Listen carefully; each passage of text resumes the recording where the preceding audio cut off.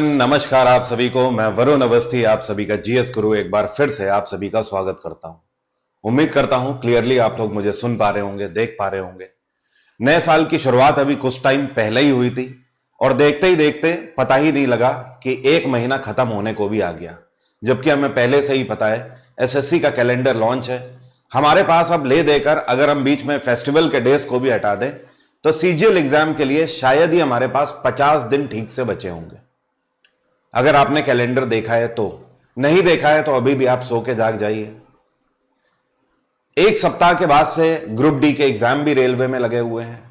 चीजें बहुत ज्यादा मैसी हो रखी हैं। क्या हम उसके लिए तैयार हैं? यह अपने आप से आपको पूछने की जरूरत है, क्योंकि अगर सिलेबस अभी तक भी खत्म नहीं हुआ है तो सबसे पहले सिलेबस को खत्म करना है, बाद में क्वेश्चन प्रैक्टिस में आना है। आज की क्लास में आपको पहले से ही पता है कि मैं आपकी पॉलिटी रिवाइज कराने वाला हूं। जो लोग भी रेलवे ग्रुप डी का एग्जाम देने जा रहे हैं या फिर आगे इस साल का एनटीपीसी का एग्जाम देंगे या फिर आप एसएससी का कोई भी एग्जाम देंगे, उन सभी लोगों के लिए एक क्लास है। इस क्लास में पॉलिटी के लगभग हर एक टॉपिक से बनने वाले जो क्वेश्चन है उन सभी क्वेश्चन को हम लोग कवर करेंगे। आगे बढ़ने से पहले एक बड़ा अनाउंसमेंट भी है।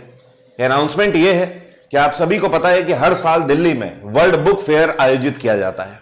इस बार अनाउंसमेंट यह है कि मैं आपसे मिलने आ रहा हूं वर्ल्ड बुक फेयर में। मेरा आपके साथ एक मीटअप है और यह मीटअप मैंने रखा हुआ है 2 फरवरी को। हालांकि जो बुक फेयर है यह 1 फरवरी से चालू होकर 9 फरवरी तक चलेगा दिल्ली के प्रगति मैदान में, लेकिन जो मेरी आपसे मुलाकात होगी यह मीटअप मैंने रखा हुआ है 2 फरवरी को। कौन से दिन? 2 फरवरी। कितने बजे रखा हुआ है?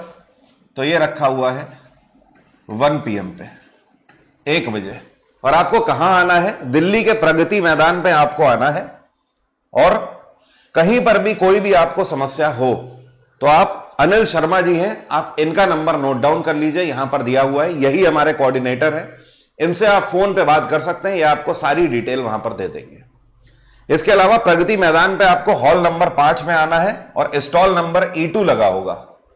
इसी स्टॉल पर मैं आपको मिलूंगा और यहीं पर आप सभी से मैं मिलने आ रहा हूं। अब आप लोग इतनी दूर से आएंगे तो आपके लिए होगा क्या?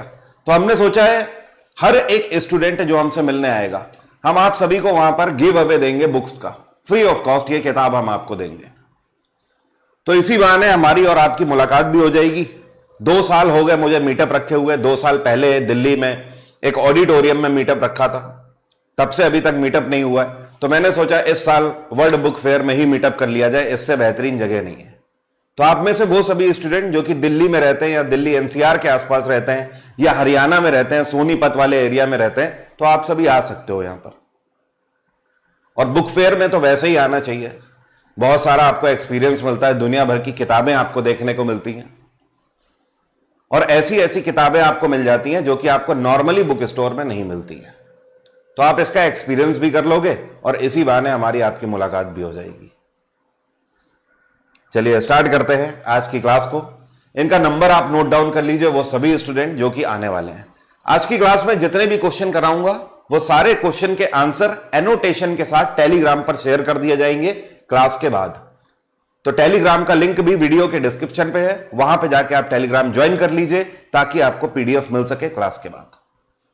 आज के क्वेश्चन जो पॉलिटी के हैं ये अंग्रेजी भाषा में है, लेकिन ध्यान रखिएगा मैं उनको हिंदी में भी आपको समझाऊंगा, तो परेशान होने की जरूरत नहीं है, घबराने की जरूरत नहीं है। हर एक चीज मैं हिंदी में बताऊंगा, फिर आपको आंसर करनी होगी।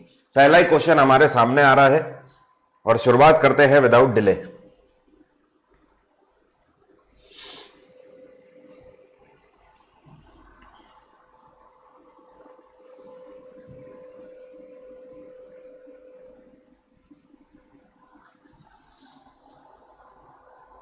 गदर हो गया भैया। चलिए देखिए, यहां पर आपसे यह पूछा जा रहा है कोई भी व्यक्ति हाईकोर्ट में कितने साल तक प्रैक्टिस करता है कि वो एलिजिबल हो जाता है सुप्रीम कोर्ट का जज बनने के लिए। तो आपको ध्यान रखना है कोई भी व्यक्ति अगर हाईकोर्ट में एज अ लॉयर प्रैक्टिस कर रहा है तो मिनिमम, मैंने क्या बोला यहां पर, एज अ लॉयर अगर वो प्रैक्टिस कर रहा है, एक सेकंड रुकिएगा, तिरंगा को सम्मान देते हुए थोड़ा अंदर कर दे। एज अ लॉयर अगर कोई प्रैक्टिस कर रहा है, ठीक है, तो कितने साल की प्रैक्टिस होनी चाहिए उसे? 10 साल की प्रैक्टिस होनी चाहिए, ठीक है। और अगर एज अ जज वो प्रैक्टिस कर रहा है तो उसे मिनिमम 5 साल का एक्सपीरियंस होना चाहिए। किसके लिए? सुप्रीम कोर्ट का जज बनने के लिए। तो आज के बाद आप ध्यान रखोगे, अगर कोई भी व्यक्ति एज अ लॉयर प्रैक्टिस कर रहा है तो वो कब एलिजिबल होगा सुप्रीम कोर्ट का जज बनने के लिए? मिनिमम 10 साल के बाद। और जज जो है वो मिनिमम 5 साल के एक्सपीरियंस के बाद एलिजिबल होते हैं सुप्रीम कोर्ट का जज बनने के लिए। क्लियर है? तो इस क्वेश्चन में आप देख सकते हो यहां पर कहीं पर भी ये मेंशन नहीं किया गया है कि लॉयर एज अ या फिर जज एज अ। क्लियर है? ये क्वेश्चन जानबूझ के मैंने ऐसे लिखा हुआ है ताकि मैं आपको यह समझा सकूं कि दोनों की एलिजिबिलिटी अलग अलग है। एक क्वेश्चन और ध्यान रखिए, पूछा जाता है कि हाईकोर्ट के जजेस का जो ट्रांसफर है यह हमारे संविधान का कौन से आर्टिकल में उल्लेख किया गया है? तो ध्यान रखिएगा, यह है आर्टिकल 222, जो कि बताता है कि हाईकोर्ट के जजेस का ट्रांसफर एक हाईकोर्ट से दूसरे हाईकोर्ट में हो सकता है। अभी हाल ही में सुप्रीम कोर्ट में एक नए जज अपॉइंट किए गए हैं। क्या आप जानते हैं सुप्रीम कोर्ट में कितने जजेस की संख्या इस टाइम पर हो गई है? वैसे तो सुप्रीम कोर्ट में मैक्सिमम 34 जजेस का प्रावधान है। मतलब इसको आप ऐसे लिख सकते हो 33 + 1, 33 नॉर्मल जज और एक जो होते हैं ये सीजीआई हैं, चीफ जस्टिस ऑफ इंडिया। तो इस टाइम पर सुप्रीम कोर्ट में टोटल 33 जजेस हैं। मतलब अभी एक सीट वैकेंट है।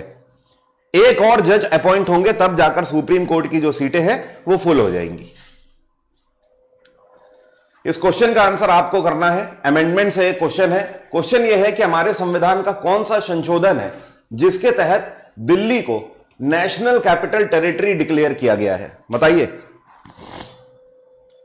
हमारे संविधान का यह कौन सा संशोधन है जिसके अंतर्गत दिल्ली को नेशनल कैपिटल टेरिटरी डिक्लेयर किया गया है? 47वां, 50वां संशोधन, 69th अमेंडमेंट या फिर 75th अमेंडमेंट? तो दोस्तों यह है 69th अमेंडमेंट। 69वां संशोधन किया गया था जिसके अंतर्गत दिल्ली को नेशनल कैपिटल टेरिटरी डिक्लेयर किया गया था। अब मेरा एक सवाल आपसे, आप में से कितने लोग बता सकते हैं यह संविधान का कौन सा संशोधन है जिसके अंतर्गत सिक्किम को एक राज्य का दर्जा दिया गया? बताइए, सिक्किम को राज्य का दर्जा दिया गया संविधान के कौन से संशोधन के अंतर्गत? बताइए। सिक्किम को पहले राज्य का दर्जा नहीं मिला हुआ था, आजादी के बहुत सालों के बाद इसको राज्य का दर्जा मिला हुआ है। यह कौन सा अमेंडमेंट है या संशोधन है जिसके अंतर्गत सिक्किम को राज्य का दर्जा दिया गया है? अभी तक तो किसी का आंसर आया नहीं है। आज सुबह के करंट अफेयर देख लिए हैं, कुछ लोग 35 बोल रहे हैं, कुछ लोग 36वां संशोधन बोल रहे हैं, कुछ लोग 35 बोल रहे हैं, कुछ लोग 36 बोल रहे हैं, कुछ तो ऐसे भी हैं जो 50 भी बोल रहे हैं। अच्छा, देखो जो लोग 36 अमेंडमेंट बोल रहे हैं उन सभी का आंसर सही है। जिनको नहीं पता था आज के बाद आप ध्यान रखेंगे, यह हमारे संविधान का 36वां संशोधन है जिसके अंतर्गत सिक्किम को फुल फ्लेज स्टेट का दर्जा दिया गया था। कौन से वर्ष में? तो 1975 में यह अमेंडमेंट किया गया था। यह कौन सा अमेंडमेंट है जिसको मिनी कॉन्स्टिट्यूशन ऑफ इंडिया के नाम से जाना जाता है? तो यह है 42वां संशोधन, 42nd अमेंडमेंट, जिसको मिनी कॉन्स्टिट्यूशन ऑफ इंडिया के नाम से जाना जाता है। अब इसको मिनी कॉन्स्टिट्यूशन क्यों बोलते हैं? क्योंकि आज तक हमारे संविधान में जितने भी संशोधन हुए हैं उनमें से सबसे बड़ा संशोधन यही है 42nd अमेंडमेंट। अगला क्वेश्चन देखते हैं। Who appoints council of minister of prime minister? प्रधानमंत्री का जो मंत्रिमंडल होता है उसका अपॉइंटमेंट किसके द्वारा किया जाता है? तो बहुत ही सिंपल सी चीज है, आपको ध्यान रखना है। जिस तरीके से केंद्र में पीएम हो या फिर पीएम की कैबिनेट हो, पीएम हो या फिर इनका मंत्रिमंडल हो, दोनों का अपॉइंटमेंट किसके द्वारा किया जाता है? भारत के राष्ट्रपति के द्वारा किया जाता है, प्रेसिडेंट ऑफ इंडिया के द्वारा। और राष्ट्रपति ही इनको शपथ ग्रहण कराते हैं। उसी तरीके से अगर आपसे राज्य में पूछे तो भी आपको ध्यान रखना है, राज्य में सीएम और सीएम के कैबिनेट जो होते हैं, सीएम और सीएम के जो मंत्रिमंडल होंगे, इन दोनों का अपॉइंटमेंट कौन करेगा? राज्य का गवर्नर करेगा। क्लियर है? कोई दिक्कत तो नहीं? इतना आप ध्यान रखोगे। अब चाहे आपसे केंद्र का पूछे चाहे राज्य का पूछे, आपको पता होगा केंद्र में प्रेसिडेंट ही अपॉइंट करते हैं और शपथ भी दिलाते हैं, और राज्य में गवर्नर अपॉइंट करते हैं और शपथ दिलाते हैं। 2019 के लोकसभा इलेक्शन के बाद अभी 2024 के भी जो लोकसभा के इलेक्शन हुए, इसमें आपको लेटेस्ट याद होगा, अगर आपने देखा होगा, शपथ ग्रहण समारोह जैसे ही प्रधानमंत्री नरेंद्र मोदी ने सरकार बनाई तो पीएम नरेंद्र मोदी को भी शपथ किसने दिलाया? राष्ट्रपति ने। और उनके जितने भी मंत्रिमंडल थे, मंत्रिमंडल के अंदर जितने भी लोग थे, उन सभी को शपथ भी राष्ट्रपति ने ही दिलाई थी। तो यहां पर पीएम की कैबिनेट पूछा हुआ है, आंसर क्या होगा? President of India. अच्छा, एक क्वेश्चन और पूछा जाता है, यह कौन सा आर्टिकल है जिसके अंतर्गत प्रधानमंत्री के मंत्रिमंडल का प्रावधान है? तो ध्यान रखिएगा, काउंसिल ऑफ मिनिस्टर्स का जो प्रावधान है यह आर्टिकल 74 के अंतर्गत है कि पीएम का जो मंत्रिमंडल एक होगा। और एक और क्वेश्चन पूछा जाता है, कैबिनेट ऑफ प्राइम मिनिस्टर या फिर केंद्र का जो कैबिनेट होता है या कैबिनेट ऑफ मिनिस्टर्स जो होता है, इसका हेड कौन होता है? तो हमेशा ध्यान रखना है, हमेशा प्रधानमंत्री ही मंत्रिमंडल के हेड होंगे। उसी तरीके से राज्य के अंदर जो मंत्रिमंडल है, जो कैबिनेट है, उसका हेड कौन होगा? सीएम होगा। Pocket veto is a power of हुम? बहुत ही सिंपल सा क्वेश्चन है। यहां पर आपसे पूछा गया है जो पॉकेट वीटो है ये इनमें से किसकी शक्ति है? Chief justice of India, governor, प्रधानमंत्री या फिर राष्ट्रपति? तो वीटो हमारे संविधान के आधार पर सिर्फ एक ही व्यक्ति को पावर मिली हुई है, और वीटो पावर किसको मिली हुई है? भारत के राष्ट्रपति को। कितने तरीके के वीटो पावर होते हैं? 3 तरीके के वीटो होते हैं जिनका उल्लेख हमारे संविधान में किया गया है। ये कौन कौन से वीटो है? पहला वीटो जिसको बोलते हैं एब्सोल्यूट वीटो, दूसरा जिसको बोलते हैं सस्पेंसिव वीटो, सस्पेंसिव वीटो, और तीसरा जो है, जो कि आपके सामने लिखा हुआ है, इसको बोलते हैं पॉकेट वीटो।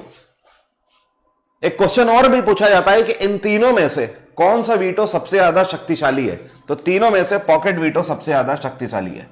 पॉकेट वीटो का मतलब यह है कि कोई भी बिल अगर पार्लियामेंट में राष्ट्रपति के पास आता है तो राष्ट्रपति उसके ऊपर पॉकेट वीटो का इस्तेमाल कर सकते हैं।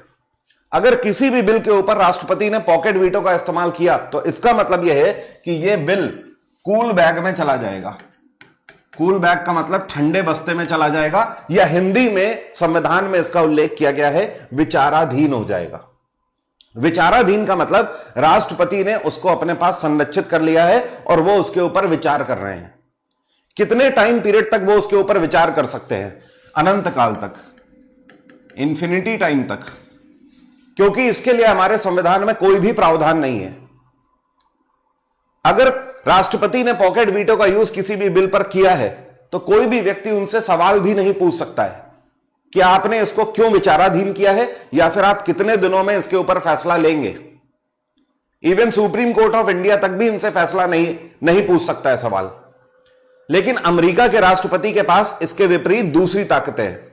अमेरिका का राष्ट्रपति अगर पॉकेट वीटो लगाता है किसी बिल पे तो वो केवल मैक्सिमम 10 दिन तक उसे अपने पास संरक्षित रख सकता है। 10 दिन के बाद उसे कारण बता के या तो उसे रिजेक्ट करना होगा और या तो उसे अप्रूव करना होगा। बट भारत के राष्ट्रपति के पास पॉकेट वीटो के केस में कहीं ज्यादा पावर है। क्लियर हो रही है मेरी बात सभी को? हाँ, एक कह रहा है इट्स हर चॉइस। अगला क्वेश्चन देखिए, ये कौन सा फंडामेंटल राइट है जिसको फंडामेंटल राइट की लिस्ट से रिमूव कर दिया गया है? बहुत ही सिंपल सा क्वेश्चन है। फंडामेंटल राइट आप लोग कई बार पढ़ चुके हो। पहले 7 फंडामेंटल राइट हुआ करते थे, आज की डेट में 6 मौलिक अधिकार हैं। किसको हटा दिया गया है? राइट टू प्रॉपर्टी को हटा दिया गया है। यह पहले आर्टिकल 31 में हुआ करता था, इसको फंडामेंटल राइट की लिस्ट से हटाकर शिफ्ट कर दिया गया है आर्टिकल 300A में। और आज की डेट में यह फंडामेंटल राइट नहीं है, यह क्या है? यह लीगल राइट है। यह कैसा अधिकार है? लीगल राइट है।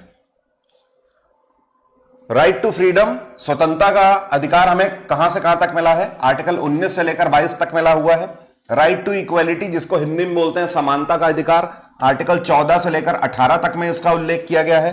और यहां पर तो कोई है ही नहीं आर्टिकल।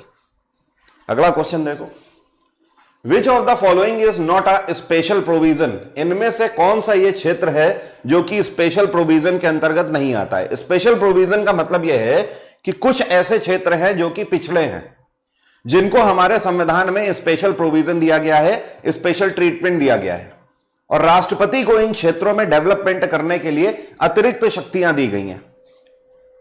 तो जम्मू कश्मीर के लिए स्पेशल प्रोविजन बिल्कुल है, मणिपुर के वैली एरिया के लिए भी है, आसाम के वैली एरिया में भी डेवलपमेंट नहीं है, इसके लिए भी है। लेकिन राजस्थान के लिए कोई भी स्पेशल प्रोविजन हमारे संविधान में नहीं है। क्लियर है इतना? क्या आप बता सकते हो हमारे भारत में सबसे पहले पंचायती राज सिस्टम को अप्लाई किया गया था राजस्थान के कौन से डिस्ट्रिक्ट में? कमेंट बॉक्स में लिखकर बताइए। सर नमस्ते सर जी, आपने कॉल नहीं करी, मैं आपको प्लीज मेल किया हूं। यार मैं करता हूं आपको कॉल। कल कुछ इश्यूज आ रहे थे। एक्चुअली इशू ये आ रहा था कि जिन स्टूडेंट्स ने भी अभी हाल फिलहाल में कोर्स परचेज किया हुआ है एग्जाम इंजन में, तो उनको ये इशू आ रहा था कि जो क्लासेस थी वो उसे डाउनलोड नहीं कर पा रहे थे, मतलब वो बिना इंटरनेट के भी उसे देख पाए। तो मैं उसी में लगा हुआ था 2 दिन से। वो चीजें अब सॉर्ट हो गई हैं। मैं आपको कॉल करता हूं, ठीक है? मैं समझ रहा हूं आपको पीसीएस के लिए गाइडेंस चाहिए था। मैं आज तो नहीं, लेकिन मैं कल आपको डेफिनेटली जरूर कॉल करूंगा, ठीक है? कल सुबह सुबह कॉल कर लूंगा, टेंशन ना लीजिए। मुझे आपका मेल मिल गया था, याद है मुझे। तो ये है राजस्थान का नागौर डिस्ट्रिक्ट, राजस्थान का नागौर डिस्ट्रिक्ट, ठीक है, जहां पर सबसे पहले पंचायती राज सिस्टम को अप्लाई किया गया था। कौन से वर्ष में? 1959 में। अगला क्वेश्चन, ये किसने कहा है कि आर्टिकल 32 संविधान की आत्मा है? बहुत ही बेसिक सा क्वेश्चन है। डॉक्टर BR अम्बेडकर के द्वारा यह बात कही गई है कि आर्टिकल 32 संविधान की आत्मा है।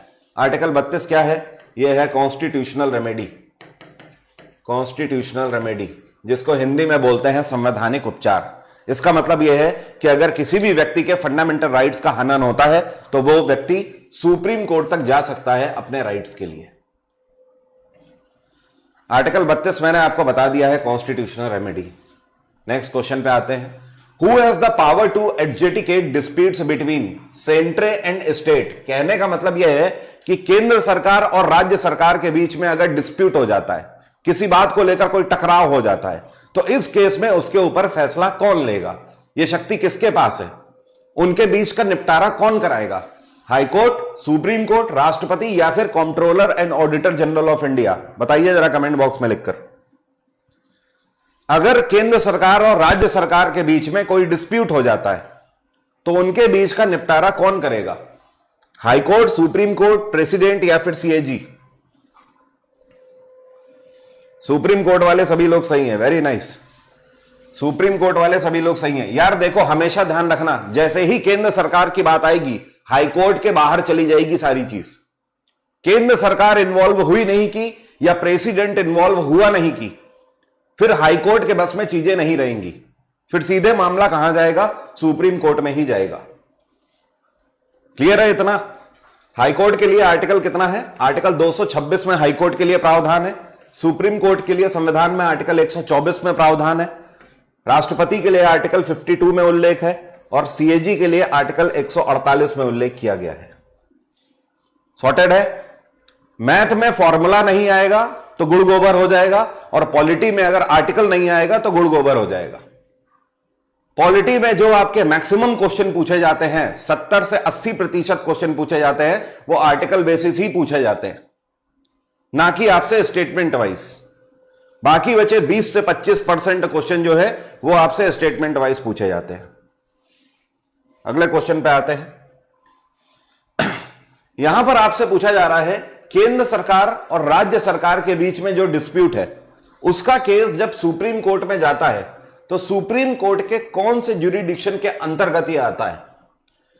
मतलब सुप्रीम कोर्ट के पास एक नहीं कई तरीके की पावर है, वो कई तरीके से फैसला दे सकता है। जैसे कि ओरिजिनल ज्यूरिडिक्शन के अंतर्गत फैसला दे सकता है, अपीलिंग ज्यूरिडिक्शन के अंदर, रिट ज्यूरिडिक्शन के अंदर और एडवाइजरी के अंदर। ओरिजिनल ज्यूरिडिक्शन का मतलब यह होता है ऐसे केसेस जो कि डायरेक्टली सुप्रीम कोर्ट जाते हैं वो सब ओरिजिनल ज्यूरिडिक्शन के अंतर्गत आते हैं। जैसे कि राष्ट्रपति के ऊपर कोई भी केस है तो वो सीधे सुप्रीम कोर्ट ही जाएगा। जैसे कि मान लीजिए पार्लियामेंट के किसी बिल को लेकर कोई केस है तो वो सुप्रीम कोर्ट ही जाएगा। ये सब ओरिजिनल ज्यूरिडिक्शन के अंतर्गत आएंगे। अपीलेट ज्यूरिडिक्शन के अंतर्गत वो केस आते हैं जो कि लोअर न्यायपालिका से ऊपर जाते हैं। मतलब कोई व्यक्ति अगर हाई कोर्ट में केस हार गया तो सुप्रीम कोर्ट में उसने अपील करी, उस केस को अपीलिंग ज्यूरिडिक्शन के अंतर्गत लिया जाएगा। रिट ज्यूरिडिक्शन का मतलब यह है कि जो 5 तरीके की रिट होती हैं उनमें से किसी भी रिट के आधार पर अगर सुप्रीम कोर्ट फैसला दे रहा है तो वो रिट ज्यूरिडिक्शन के अंतर्गत आता है। और एडवाइजरी का मतलब यह है कि सुप्रीम कोर्ट भारत के किसी भी हाई कोर्ट या फिर किसी भी डिस्ट्रिक्ट कोर्ट को एडवाइस कर सकता है, किसी भी केस में सलाह दे सकता है, क्योंकि वो सर्वोच्च न्यायालय है भारत का। उस पर अगर फैसला आता है तो वो एडवाइजरी जुरिडिक्शन के अंतर्गत कहलाएगा। तो यहां पर जो केस है कि केंद्र और राज्य के बीच में अगर डिस्प्यूट है तो मामला इधर उधर से तो कुछ है ही नहीं, ये सीधे जाएगा सुप्रीम कोर्ट, इसलिए ये ओरिजिनल जुरिडिक्शन के अंतर्गत आता है। मेरा मकसद आपको क्वेश्चन का आंसर बताने का नहीं रहता है। अगर मैं आपको क्वेश्चन का सही आंसर बता रहा हूं तो फिर क्लास लेने का कोई फायदा नहीं है, क्योंकि ये तो किताबें भी कर रही हैं, आप किताब में भी पढ़ सकते हो, क्वेश्चन पढ़ के सही आंसर मिल जाए। मेरा मकसद यह है कि बाकी के जो ऑप्शंस हैं उनको भी इलैबोरेट करना, ताकि आपको ये चीज समझ आ जाए। प्लीज स्पैम मत करिए, प्लीज स्पैम मत करिए। अगला क्वेश्चन है, ये कौन सा आर्टिकल है जो कि बताता है protection and improvement of environment, wild life and forest. ये कौन सा आर्टिकल है जो कि हमें ये निर्देश देता है कि हमें अपने आसपास एनवायरमेंट को प्रोटेक्ट करके रखना चाहिए, वाइल्ड लाइफ, इन सभी को प्रोटेक्ट करके रखना चाहिए। तो ये है आर्टिकल 48A, और ये किसके अंतर्गत आता है? ये डीपीएसपी के अंतर्गत आता है, directive principle of state policies. DPSP के लिए कहां से कहां तक आर्टिकल में प्रावधान है? आर्टिकल 36 से लेकर 51 तक में प्रावधान है। क्लियर है? अब मेरा एक सवाल आपसे, ये कौन से देश का संविधान है जिससे हमने डीपीएसपी लिया हुआ है? डीपीएसपी हमने कौन से देश के संविधान से लिया हुआ है? बताइए। ऑप्शन दे देता हूं, जापान, यूएस, ऑस्ट्रेलिया, आयरलैंड। करिए आंसर।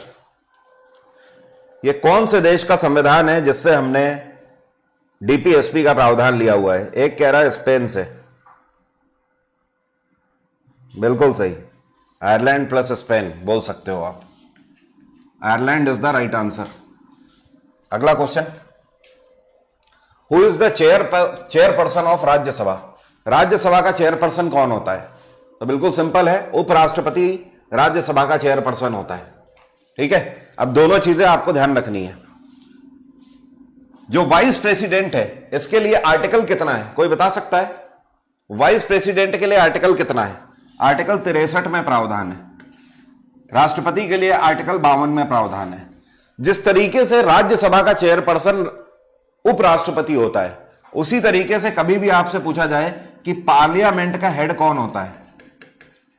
पार्लियामेंट का हेड, पार्लियामेंट का मतलब दो सदन, एक तो राज्यसभा और दूसरा लोकसभा, इन दोनों का हेड कौन होता है? इनका हेड होता है राष्ट्रपति, प्रेसिडेंट ऑफ इंडिया। पार्लियामेंट के अंदर एक परिंदा भी पर मारेगा तो राष्ट्रपति के सिग्नेचर से ही परिंदा पर मारेगा। मतलब कहने का यह है कि अगर कोई छोटा से छोटा भी बिल अगर पास करना है तो राष्ट्रपति के साइन होने चाहिए। अगर राष्ट्रपति महोदय साइन नहीं करेंगे तो वो बिल पास नहीं हो सकता है। After all he is the head of parliament. ये कौन सी कमेटी है जिसके द्वारा पंचायती राज सिस्टम को रिकमेंड किया गया था? मतलब हमारे संविधान में जो पंचायती राज सिस्टम का उल्लेख आज की डेट में मिलता है, यह कौन सी समिति की देन है? किरण सिल्वा कमेटी, खट्टर समिति, ड्राफ्टिंग कमेटी या फिर बलवंत राय मेहता कमेटी? तो यह है बलवंत राय मेहता कमेटी। और इनके साथ और भी कमेटीज थी जिनका नाम पंचायती राज सिस्टम में आता है, जिन्होंने पंचायती राज सिस्टम के लिए रिकमेंडेशन दी थी। कौन कौन सी कमेटी? इनके साथ थी LM Singhvi committee, LM Singhvi committee, और जेवेकी राव कमेटी, और अशोक मेहता कमेटी। ये टोटल 4 कमेटी थी, 3 एक और चौथी बलवंत राय मेहता। टोटल ये 4 कमेटी थी जिनके निर्देश पर पंचायती राज सिस्टम को एडॉप्ट किया गया है। लोगों को बलवंत राय मेहता ही ज्यादातर ध्यान रहता है, तो ध्यान रखना कई बार ऑप्शन में बलवंत राय मेहता नहीं मिलेगा, तो ये क्वेश्चन आपसे घुमा सकता है। और ऐसा हो भी चुका है यूपी पीसीएस में, आरओ एआरओ वाले एग्जाम में। अगला क्वेश्चन है, who is known as the first citizen of India? बच्चा भी इसका आंसर कर दे, एनसीईआरटी में लिखा रहता है। भारत का प्रथम नागरिक किसको बोला जाता है? भारत के राष्ट्रपति को बोला जाता है। एक क्वेश्चन और आपको बता दूं, पूछा जाता है कि भारतीय संविधान में किसको सबसे ज्यादा लिखित तौर पर शक्तियां दी गई हैं, मतलब who has the maximum power according to Indian constitution, तो भारत का राष्ट्रपति, जिसको लिखित तौर पर सबसे ज्यादा शक्तियां दी गई हैं। अगला question, which state firstly established Panchayati raj system. ये अभी हम लोगों ने डिस्कस किया था कि पंचायती राज सिस्टम को सबसे पहले एडॉप्ट करने वाला राज्य था राजस्थान, और राजस्थान के नागौर डिस्ट्रिक्ट में इसको सबसे पहले एडॉप्ट किया गया था। दूसरा राज्य कौन सा था जिसको पंचायती राज सिस्टम ने जिसने पंचायती राज सिस्टम को अप्लाई किया, तो यह था आंध्र प्रदेश, दूसरा राज्य। कौन से वर्ष में? सेम ईयर में, 1959 में ही इन्होंने भी एडॉप्ट किया, लेकिन पहले राजस्थान ने कर लिया था। यह कौन सा आर्टिकल है जो कि बताता है there shall be a council of minister with the prime minister. यह भी अभी हम लोग डिस्कस कर चुके थे, आपको याद होगा, मैंने अभी आपसे पूछा था कि ये कौन सा आर्टिकल है जो कि बताता है प्रधानमंत्री की कैबिनेट के बारे में। तो आंसर क्या होगा? आर्टिकल 74। अगला क्वेश्चन आपके सामने आ रहा है, जरा आंसर करिए। Who appoints prime minister of India. बहुत ही बेसिक सा क्वेश्चन है, करिए आंसर। इससे बेसिक क्वेश्चन क्या लोगे आप? Who appoints the prime minister of India. Bharat के प्रधानमंत्री का अपॉइंटमेंट कौन करता है, बताइए। राष्ट्रपति, उपराष्ट्रपति, चीफ जस्टिस ऑफ इंडिया या फिर लोकसभा स्पीकर?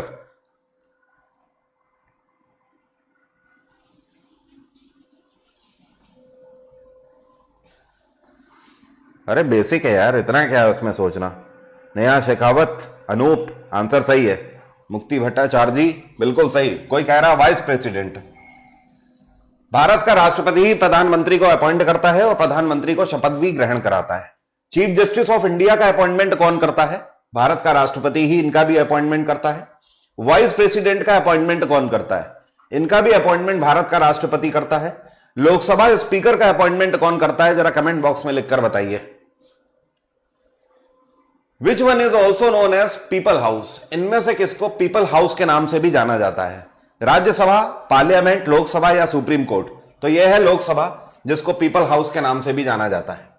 इसको पीपल हाउस इसलिए बोला जाता है क्योंकि लोकसभा के लिए कौन वोट करता है? The people of India, Bharat की जनता वोट करती है, इसी वजह से it is known as people house.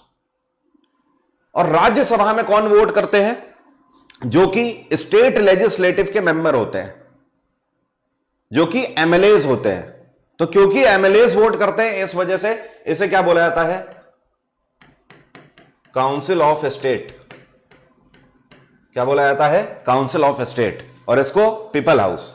Rajya Sabha क्या है? Upper house of the parliament होता है। और लोकसभा क्या है? ये lower house of the parliament है। इसको अपर हाउस इसलिए बोलते हैं क्योंकि राज्यसभा को भंग नहीं किया जा सकता, ये कभी भी पूरे तरीके से भंग नहीं होती है, लेकिन लोकसभा को भंग किया जा सकता है। और इसको भंग कौन कर सकते हैं? इसको प्रेसिडेंट ऑफ इंडिया डिसॉल्व कर सकते हैं। भारत के राष्ट्रपति इसे डिसॉल्व कर सकते हैं। क्लियर है? कोई दिक्कत तो नहीं किसी को यहां तक? आगे बढ़ते हैं। ये कौन सा आर्टिकल है जो कि बताता है भारत की एक संसद होगी? तो यह है आर्टिकल 79, जिसके अंतर्गत भारत की संसद का प्रावधान है। तीनों चीजें आपको ध्यान रखनी है। यह है पार्लियामेंट, ठीक है, और पार्लियामेंट के दो सदन हैं, एक तो राज्यसभा और दूसरा है लोकसभा। पार्लियामेंट के लिए आर्टिकल 79 में प्रावधान है। पार्लियामेंट का जो बड़ा सदन है या अपर हाउस है, यह है राज्यसभा, इसके लिए आर्टिकल 80 में प्रावधान है। और लोकसभा, क्योंकि यह लोअर हाउस है, इसके लिए आर्टिकल 81 में प्रावधान है। तो 79, 80 और 81, ये तीन आर्टिकल आप ऐसे भी ध्यान रख सकते हो। पार्लियामेंट और अगले दो आर्टिकल उसके दोनों सदनों के लिए। सिंपल है ना? इतना अगर आप ध्यान रख लेते हो तो अपने आप पार्लियामेंट के आर्टिकल आपके क्लियर हो जाएंगे। अगला क्वेश्चन है, how many members can be nominated by president of India in Rajya Sabha. Rajya Sabha में मैक्सिमम कितने सदस्य हो सकते हैं? तो मैक्सिमम 250 सदस्यों का प्रावधान है। अब इन 250 को आप ऐसे लिखो, 238 प्लस 12। ये जो 238 होते हैं, ये कौन है? ये इलेक्टेड मेंबर्स होते हैं, जो कि चुनावी प्रक्रिया के थ्रू आते हैं। लेकिन ये जो 12 मेंबर है, ये नॉमिनेटेड है, जिनको डायरेक्टली अपॉइंट किया जा सकता है। किसके द्वारा? भारत के राष्ट्रपति के द्वारा। क्लियर है? तो कितने सदस्यों को राज्यसभा में राष्ट्रपति मनोनीत कर सकते हैं या अपॉइंट कर सकते हैं? 12 मेंबर्स को। क्लियर है यहां तक? अगला क्वेश्चन देखिए, बहुत बढ़िया। In which year panchayati raj system inaugurated? देखिए पंचायती राज सिस्टम की कहानी कहां से चालू हुई। देश हमारा आजाद हुआ 1952 में। जवाहरलाल नेहरू को बापू की बात ध्यान आई। नेहरू को यह ध्यान आया कि बापू ने कहा था एक बार कि हमारे देश की आत्मा गांव में बसती है। यह बात नेहरू ध्यान रखना हमेशा। जब तुम्हें देश का डेवलपमेंट करना होगा तो हमेशा तुम्हें गांव से शुरुआत करनी होगी, क्योंकि हमारे देश की 65% जनसंख्या गांव में निवास करती है। और अगर उस 65% जनसंख्या को छोड़ दिया तो बाकी बचे 35% को अगर डेवलप भी कर लिया तो देश का विकास कभी नहीं हो पाएगा। तो शुरुआत गांव से करनी होगी। इसके लिए जवाहरलाल नेहरू ने 1952 में सीडीपी की स्थापना करी, कम्युनिटी डेवलपमेंट प्रोग्राम। इसको जिम्मेदारी दी गई कि तुम हर एक गांव का निर्माण करोगे, हर एक गांव को डेवलप करोगे, बिजली पानी हर एक चीज के लिए, शिक्षा के लिए। अगले 5 साल तक सीडीपी ने काम किया। 1957 में इनका काम जब रिव्यू किया गया तो पता लगा 0 बटा सन्नाटा, कुछ डेवलपमेंट नहीं हो पाया। अब उसके बाद 1957 में ही कई कमेटीज को इसकी जांच की जिम्मेदारी दी गई। इसी में जीवीके राव कमेटी थी, Balwant Rai Mehta, LM Singhvi committee, Ashok Mehta committee, ये सब थी। और इन सब ने एक नया फॉर्मूला दिया, किसका? पंचायती राज सिस्टम का फॉर्मूला। क्लियर है? और 1959 में इसको पहली बार अप्लाई किया गया, 2 साल के बाद। तो यहां पर बात हो रही है कब इनॉग्रेट किया गया पहली बार? तो 1959। क्लियर है? Next, in which state Panchayati raj system does not apply? इनमें से कौन सा राज्य है जिसमें पंचायती राज सिस्टम अप्लाई नहीं होता है? राजस्थान बिल्कुल होता है, यहां पर उत्तर प्रदेश में भी होता है, महाराष्ट्र में भी होता है। लेकिन मिजोरम के कुछ ऐसे वैली एरियाज हैं जहां पर पूरे तरीके से पंचायती राज सिस्टम अप्लाई नहीं होता है। क्यों नहीं होता है? क्योंकि यह नक्सल प्रभावित एरिया है। अब नक्सल प्रभावी क्षेत्र जो है वहां पर ऑब्वियस सी बात है, कई बार वायलेंस होता है, मिलिट्री लगी हुई है, रिजर्व एरिया उनको डिक्लेयर किया गया है। तो अब ऐसे में चुनाव नहीं हो पाता है। और पंचायती राज सिस्टम क्या बोलता है? हर एक गांव में चुनावी प्रक्रिया होनी चाहिए। 3 टियर आर्किटेक्चर के तहत सारा इंफ्रास्ट्रक्चर होना चाहिए।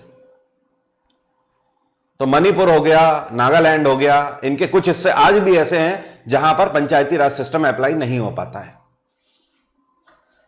अगला क्वेश्चन, इनमें से कौन है जो कि लोकसभा को डिसॉल्व कर सकते हैं? लो कर लो बात, इतना लल्लू सा क्वेश्चन है। अभी अभी हम लोगों ने बात करी थी। यह है भारत के राष्ट्रपति जो कि लोकसभा को डिसॉल्व कर सकते हैं। उसी तरीके से विधानसभा, मतलब जिसको बोलते हैं लेजिस्लेटिव असेंबली, इसको कौन डिसॉल्व कर सकता है राज्य में?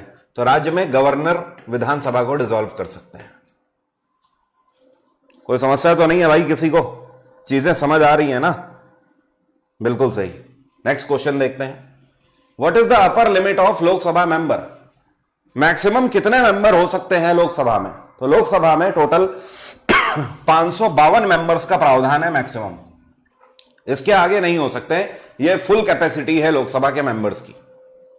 और इन 552 को भी आप कुछ इस तरीके से समझते हैं, 550 प्लस 2। ये जो 550 होते हैं ये इलेक्टेड मेंबर होते हैं, जिनके लिए लोकसभा के चुनाव कंडक्ट किए जाते हैं और आप लोग वोट करते हो।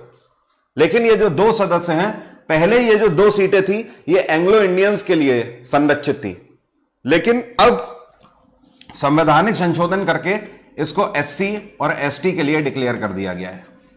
तो ये जो 2 सदस्य हैं इनको राष्ट्रपति के द्वारा अपॉइंट किया जा सकता है, लेकिन वो एससी या एसटी कम्युनिटी से होंगे।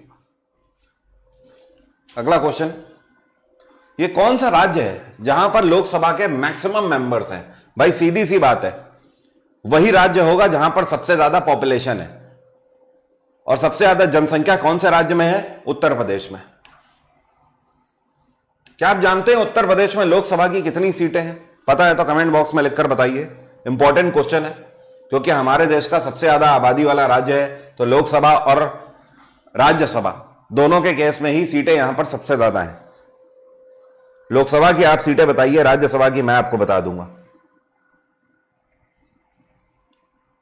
मुक्ति बनर्जी भट्टाचार्य जी, आंसर आपका सही है, बिल्कुल सही। सर हिस्ट्री भी करवा देना, अभी लग रहा है सो के नहीं जागी हैं सिमरन। हिस्ट्री की क्लास ले चुका हूं, एक सप्ताह पहले देखिएगा, बैक टू बैक क्वेश्चन कराए थे सारे रिवीजन के साथ, एंशिएंट, मिडवेल एंड मॉडर्न के। अगर आपने नहीं देखी है क्लास तो उसको कवर कर लीजिए। 80 सीटें। राज्यसभा की कितनी सीटें हैं? पुष्पा पांडा, इन्होंने पहले ही आंसर दे दिया है, राज्यसभा में 31 सीटें हैं। ठीक है, तो आप ध्यान रखिए, एटलीस्ट यूपी का तो ध्यान रखिए क्योंकि सबसे ज्यादा पॉपुलेशन वाला स्टेट है ये। Which one is known as, अच्छा एक बात बताइए, इस टाइम पर दिल्ली के विधानसभा इलेक्शन जो है ये काफी न्यूज में चल रहे हैं क्योंकि दिल्ली के विधानसभा इलेक्शन अभी होने वाले हैं अगले 10 दिन में। तो दिल्ली में विधानसभा की कितनी सीटें हैं बता सकते हो? तो आपको ध्यान रखना है, दिल्ली में विधानसभा की 70 सीटें हैं और दिल्ली में लोकसभा की कितनी सीटें हैं? 7 सीटें हैं, 7 सीट्स ऑफ लोकसभा। लिख दूं ताकि एनोटेशन में दिक्कत ना हो। और ये विधानसभा, विधानसभा जिससे सीएम निकलेगा। अगला question, which one is known as permanent body of parliament? Parliament की परमानेंट बॉडी किसको बोला जाता है? तो देखिए, सुप्रीम कोर्ट का तो कोई लेना देना नहीं है पार्लियामेंट से, ठीक है। प्रेसिडेंट हाउस कोई इस तरीके की चीज नहीं है जिसे बॉडी बोला जा सके, वो तो राष्ट्रपति भवन है।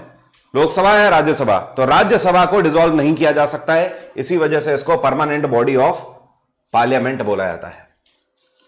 अगला क्वेश्चन, ये कौन सा राज्य है जहां पर राज्यसभा की सबसे ज्यादा सीटें हैं? तो अभी हम लोग बात कर चुके हैं यूपी, जहां पर राज्यसभा की 31 सीटें हैं, सबसे ज्यादा। Speaker of Lok Sabha is elected by whom? बताइए, लोकसभा का जो स्पीकर है इसको किसके द्वारा इलेक्ट किया जाता है? अभी कुछ टाइम पहले भी मैंने आपसे पूछा था ये क्वेश्चन। जैसे लोकसभा के मेंबर्स के लिए कौन वोट करता है? जनता वोट करती है ना, उसी तरीके से लोकसभा के स्पीकर के लिए कौन वोट करता है? तो लोकसभा के सदस्य ही इसके लिए वोटिंग करते हैं। लोकसभा के जितने भी इलेक्टेड मेंबर्स होते हैं उन्हीं में से कोई एक व्यक्ति लोकसभा का स्पीकर बनता है। उसके लिए लोकसभा के अंदर ही पर्ची बेसिस पर वोटिंग करी जाती है और उसी वोटिंग से उसे चुन लिया जाता है। लोकसभा का स्पीकर जो होता है वो उसी पार्टी से होता है मोस्ट प्रोबेबली जिस पार्टी ने केंद्र में सरकार बनाई होती है। अब ऐसा क्यों? अरे भाई सीधी सी बात है यार, गणित ऐसे करो चाहे वैसे कान पकड़ो। 552 लोकसभा के मेंबर हैं मैक्सिमम, ठीक है, जिसमें से 550 इलेक्टेड हैं। अब मुझे एक बात बताइए, जैसे मान लीजिए लोकसभा के इलेक्शन हुए, बीजेपी ने सरकार बनाई, इस टाइम पे ऑपोजिशन में कौन है? कांग्रेस है, ठीक है। अब बीजेपी ने सरकार बनाई है तो मैक्सिमम कैंडिडेट तो 550 में से बीजेपी के ही होंगे ना, तभी तो केंद्र में सरकार बनी है ना। मान लेते हैं 300 कैंडिडेट बीजेपी के हैं, बाकी बचे मान लेते हैं कांग्रेस के। क्लियर है इतनी बात? अब मुझे खुद बताइए, सरकार बीजेपी की बन चुकी है, अब लोकसभा स्पीकर बनाने की बारी है, तो ये जो ज्यादा कैंडिडेट होंगे वो किसके फेवर में वोट करेंगे? जो बीजेपी का कैंडिडेट होगा उसी के फेवर में वोट करेंगे ना। यही तो कारण है कि जो केंद्र में सरकार बनाता है मैक्सिमम चांसेस होते हैं कि लोकसभा का स्पीकर उसी की पार्टी का होगा, क्योंकि उसी के पार्टी के लोग अपनी ही पार्टी के कैंडिडेट को वोट करेंगे। What is the office period of Rajya Sabha? तो लोकसभा का टाइम पीरियड 5 साल का होता है, लेकिन राज्यसभा का टाइम पीरियड 6 साल का होता है, ठीक है। और 6 साल में भी हर 2 साल में 1/3 सदस्य क्या होते हैं? एलिमिनेट हो जाते हैं, और बाकी 1/3 उनकी जगह पर नए चुनाव प्रक्रिया के थ्रू आ जाते हैं। कुछ इस तरीके से समझ लें, जैसे कि 2 साल, 2 साल और 2 साल, टोटल कितना हो गया? टोटल हो गया 6 साल। यह टाइम पीरियड है राज्यसभा का। अब इसमें 1/3 सदस्य यहां पर हैं, 1/3 यहां पर हैं, 1/3 यहां पर हैं। ये जो 1/3 सदस्य है इनके 6 साल अब पूरे हो गए। ये वाला टाइम पीरियड काट के आ गए, ये वाला टाइम पीरियड भी हो चुका और अब ये वाला भी हो चुका। तो ये वाले जो 1/3 सदस्य होंगे वो इस साल क्या हो जाएंगे? एलिमिनेट हो जाएंगे, या आप बोल सकते हो रिटायर हो जाएंगे। ये वाले 1/3 इनकी जगह पर आ जाएंगे और ये वाले 1/3 इनकी जगह पर आ जाएंगे। अब ये वाली जगह पर कौन आएंगे? 1/3 नए आएंगे इलेक्टेड। तो हर 2 साल में जो राज्यसभा के इलेक्शन होते हैं वो इन्हीं 1/3 सदस्यों को चुनने के लिए होते हैं, ना कि पूरे सदस्यों को चुनने के लिए। यही कारण है कि राज्यसभा पूरे तरीके से कभी डिसॉल्व ही नहीं होती है। पूरे तरीके से इसमें नए सदस्य कभी नहीं आते हैं लोकसभा की तरह। लोकसभा में तो 5 साल जैसे ही कंप्लीट होते हैं, अगर दूसरी पार्टी की सरकार बन गई तो सब एक साथ क्या होंगे? डिसॉल्व होकर नए आ जाएंगे। मैं कह रहा हूं नहीं भी बनी तो भी डिसॉल्व होती ही होती है। कभी भी आप देख लेना, लोकसभा के इलेक्शन होने वाले होंगे तो प्रधानमंत्री उससे जस्ट पहले जाकर राष्ट्रपति को अपना त्याग पत्र देते हैं, इस्तीफा देते हैं। जगह उन्होंने छोड़ दी है। और हमेशा ध्यान रखना, प्रधानमंत्री अगर इस्तीफा दे देंगे तो उनका मंत्रिमंडल अपने आप डिसॉल्व हो जाएगा। उनके जितने भी मंत्री हैं उनको इस्तीफा देने की जरूरत पड़ेगी ही नहीं, वो अपने आप बाहर हो जाएंगे अगर पीएम ने इस्तीफा दे दिया तो। और ऐसा इसलिए किया जाता है क्योंकि जो इलेक्शन है वो न्यूट्रलिटी के साथ लड़ सके। आप किसी ओहदे पर होते हुए इलेक्शन नहीं लड़ सकते हो। आप लोकसभा के इलेक्शन किसी भी लाभ के पद पर रहते हुए नहीं लड़ सकते हो इस केस में। क्लियर हो रही है बात? कोई दिक्कत तो नहीं? सॉर्टेड है ना? चलिए, Lok Sabha speaker submits his resignation to whom. Lok Sabha speaker किसको अपना रेजिग्नेशन देता है? तो भैया ये देंगे डेप्यूटी स्पीकर को अपना रिजाइन, और डेप्यूटी स्पीकर इनको देता है। सेम इसी तरीके से राष्ट्रपति के साथ भी है। प्रेसिडेंट ऑफ इंडिया अपना इस्तीफा किसको देंगे? उपराष्ट्रपति को देंगे, वाइस प्रेसिडेंट को, और वाइस प्रेसिडेंट राष्ट्रपति को देंगे। प्रधानमंत्री किसको अपना इस्तीफा देंगे? राष्ट्रपति को देंगे। चीफ जस्टिस ऑफ इंडिया किसको इस्तीफा देंगे? राष्ट्रपति को देंगे। CAG controller and auditor general of India राष्ट्रपति को। यूपीएससी का चेयरपर्सन यह भी अपना इस्तीफा राष्ट्रपति को देगा। चेयरपर्सन ऑफ इलेक्शन कमीशन, या जिसको चीफ इलेक्शन कमिश्नर बोलते हैं, यह भी राष्ट्रपति को अपना इस्तीफा देंगे। चेयरपर्सन ऑफ फाइनेंस कमीशन, यह भी अपना इस्तीफा राष्ट्रपति को देंगे। जितनी भी कॉन्स्टिट्यूशनल बॉडीज हैं वो सब राष्ट्रपति को ही अपना इस्तीफा देंगी, क्योंकि राष्ट्रपति ही उनको अपॉइंट करते हैं। चाहे अटॉर्नी जनरल ऑफ इंडिया हो, अटॉर्नी जनरल ऑफ इंडिया भी राष्ट्रपति को ही इस्तीफा देंगे। ये सब वो हैं जो कि राष्ट्रपति को ही अपना इस्तीफा देंगे, एक व्यक्ति को। गांठ बांध लो इस चीज को, कैसे भी करके क्वेश्चन पूछे आपको पिघलना नहीं है, सख्त लौंडे बन के रहना एकदम। जिनका अपॉइंटमेंट राष्ट्रपति के द्वारा किया जा रहा है, राष्ट्रपति को ही इस्तीफा उनसे मिलेगा। अगला question, who is the chairperson of NITI Aayog? NITI Aayog की स्थापना साल 2015 में करी गई थी, और इसके चेयरपर्सन कौन होगा? प्रधानमंत्री होगा हमेशा। तो इस टाइम पे इसके चेयरपर्सन कौन है? प्रधानमंत्री नरेंद्र मोदी।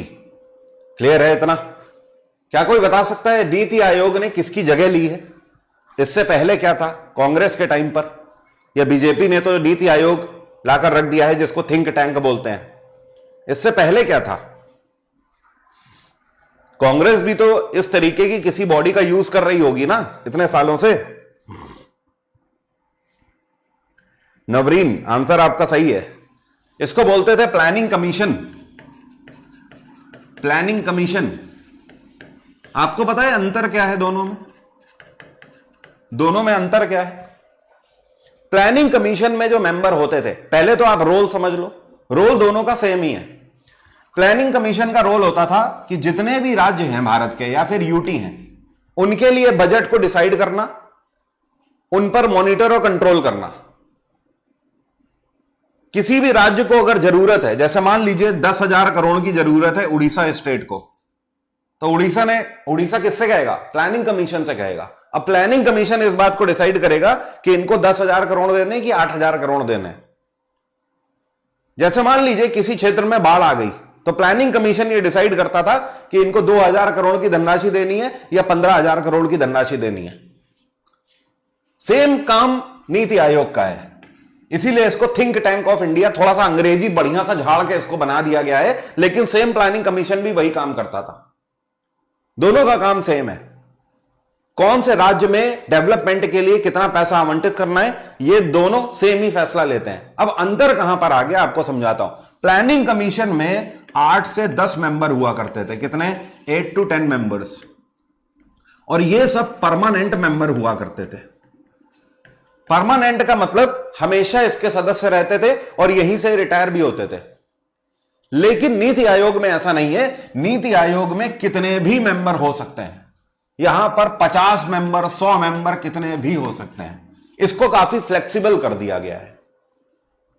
अभी केंद्र सरकार बीजेपी की यह बोलती है कि नीड और डिमांड के आधार पर हम इसमें जितने चाहें उतने मेंबर रख सकते हैं। लेकिन ये सब कैसे होंगे, ये सब टेम्परेरी होंगे। एग्जाम्पल के तौर पर मान लीजिए एक नई योजना चालू करी गई। इस टाइम पर देश भर में सेमीकंडक्टर चिप बनाने के लिए मेक इन इंडिया प्रोजेक्ट के अंतर्गत भारत सरकार प्रेरित है। अब सेमीकंडक्टर चिप के लिए पूरा इंफ्रास्ट्रक्चर तैयार करना है, तो हो सकता है 50 लोगों को और शामिल कर लिया जाए मेंबर के रूप में। ये 50 अधिकारी होंगे, ऑब्वियस सी बात है, अलग अलग क्षेत्रों के। लेकिन ये टेम्परेरी बेसिस पर रहेंगे। कल को 10 साल के बाद सेमीकंडक्टर चिप वाला प्रोजेक्ट जब खत्म होगा, तो हो सकता है इनको इनके विभागों में वापस ट्रांसफर कर दिया जाए। बट प्लानिंग कमीशन में ऐसा नहीं होता था। ये कुछ अलग बदलाव है। एक और अंतर है, प्लानिंग कमीशन के साथ यह प्रावधान था कि ये मिनिमम 3 मीटिंग तो लेंगे ही लेंगे राज्यों की साल में मिनिमम 3 मीटिंग लेंगे राज्यों के मुख्यमंत्रियों की, और उनसे पूछ सकते हैं कि हां भाई आपके राज्य में क्या चल रहा है, रिपोर्ट दीजिए इस क्षेत्र की। लेकिन नीति आयोग कहता है 3 तो छोड़ो, हम चाहेंगे तो 300 बार भी तुम्हें बुला लेंगे।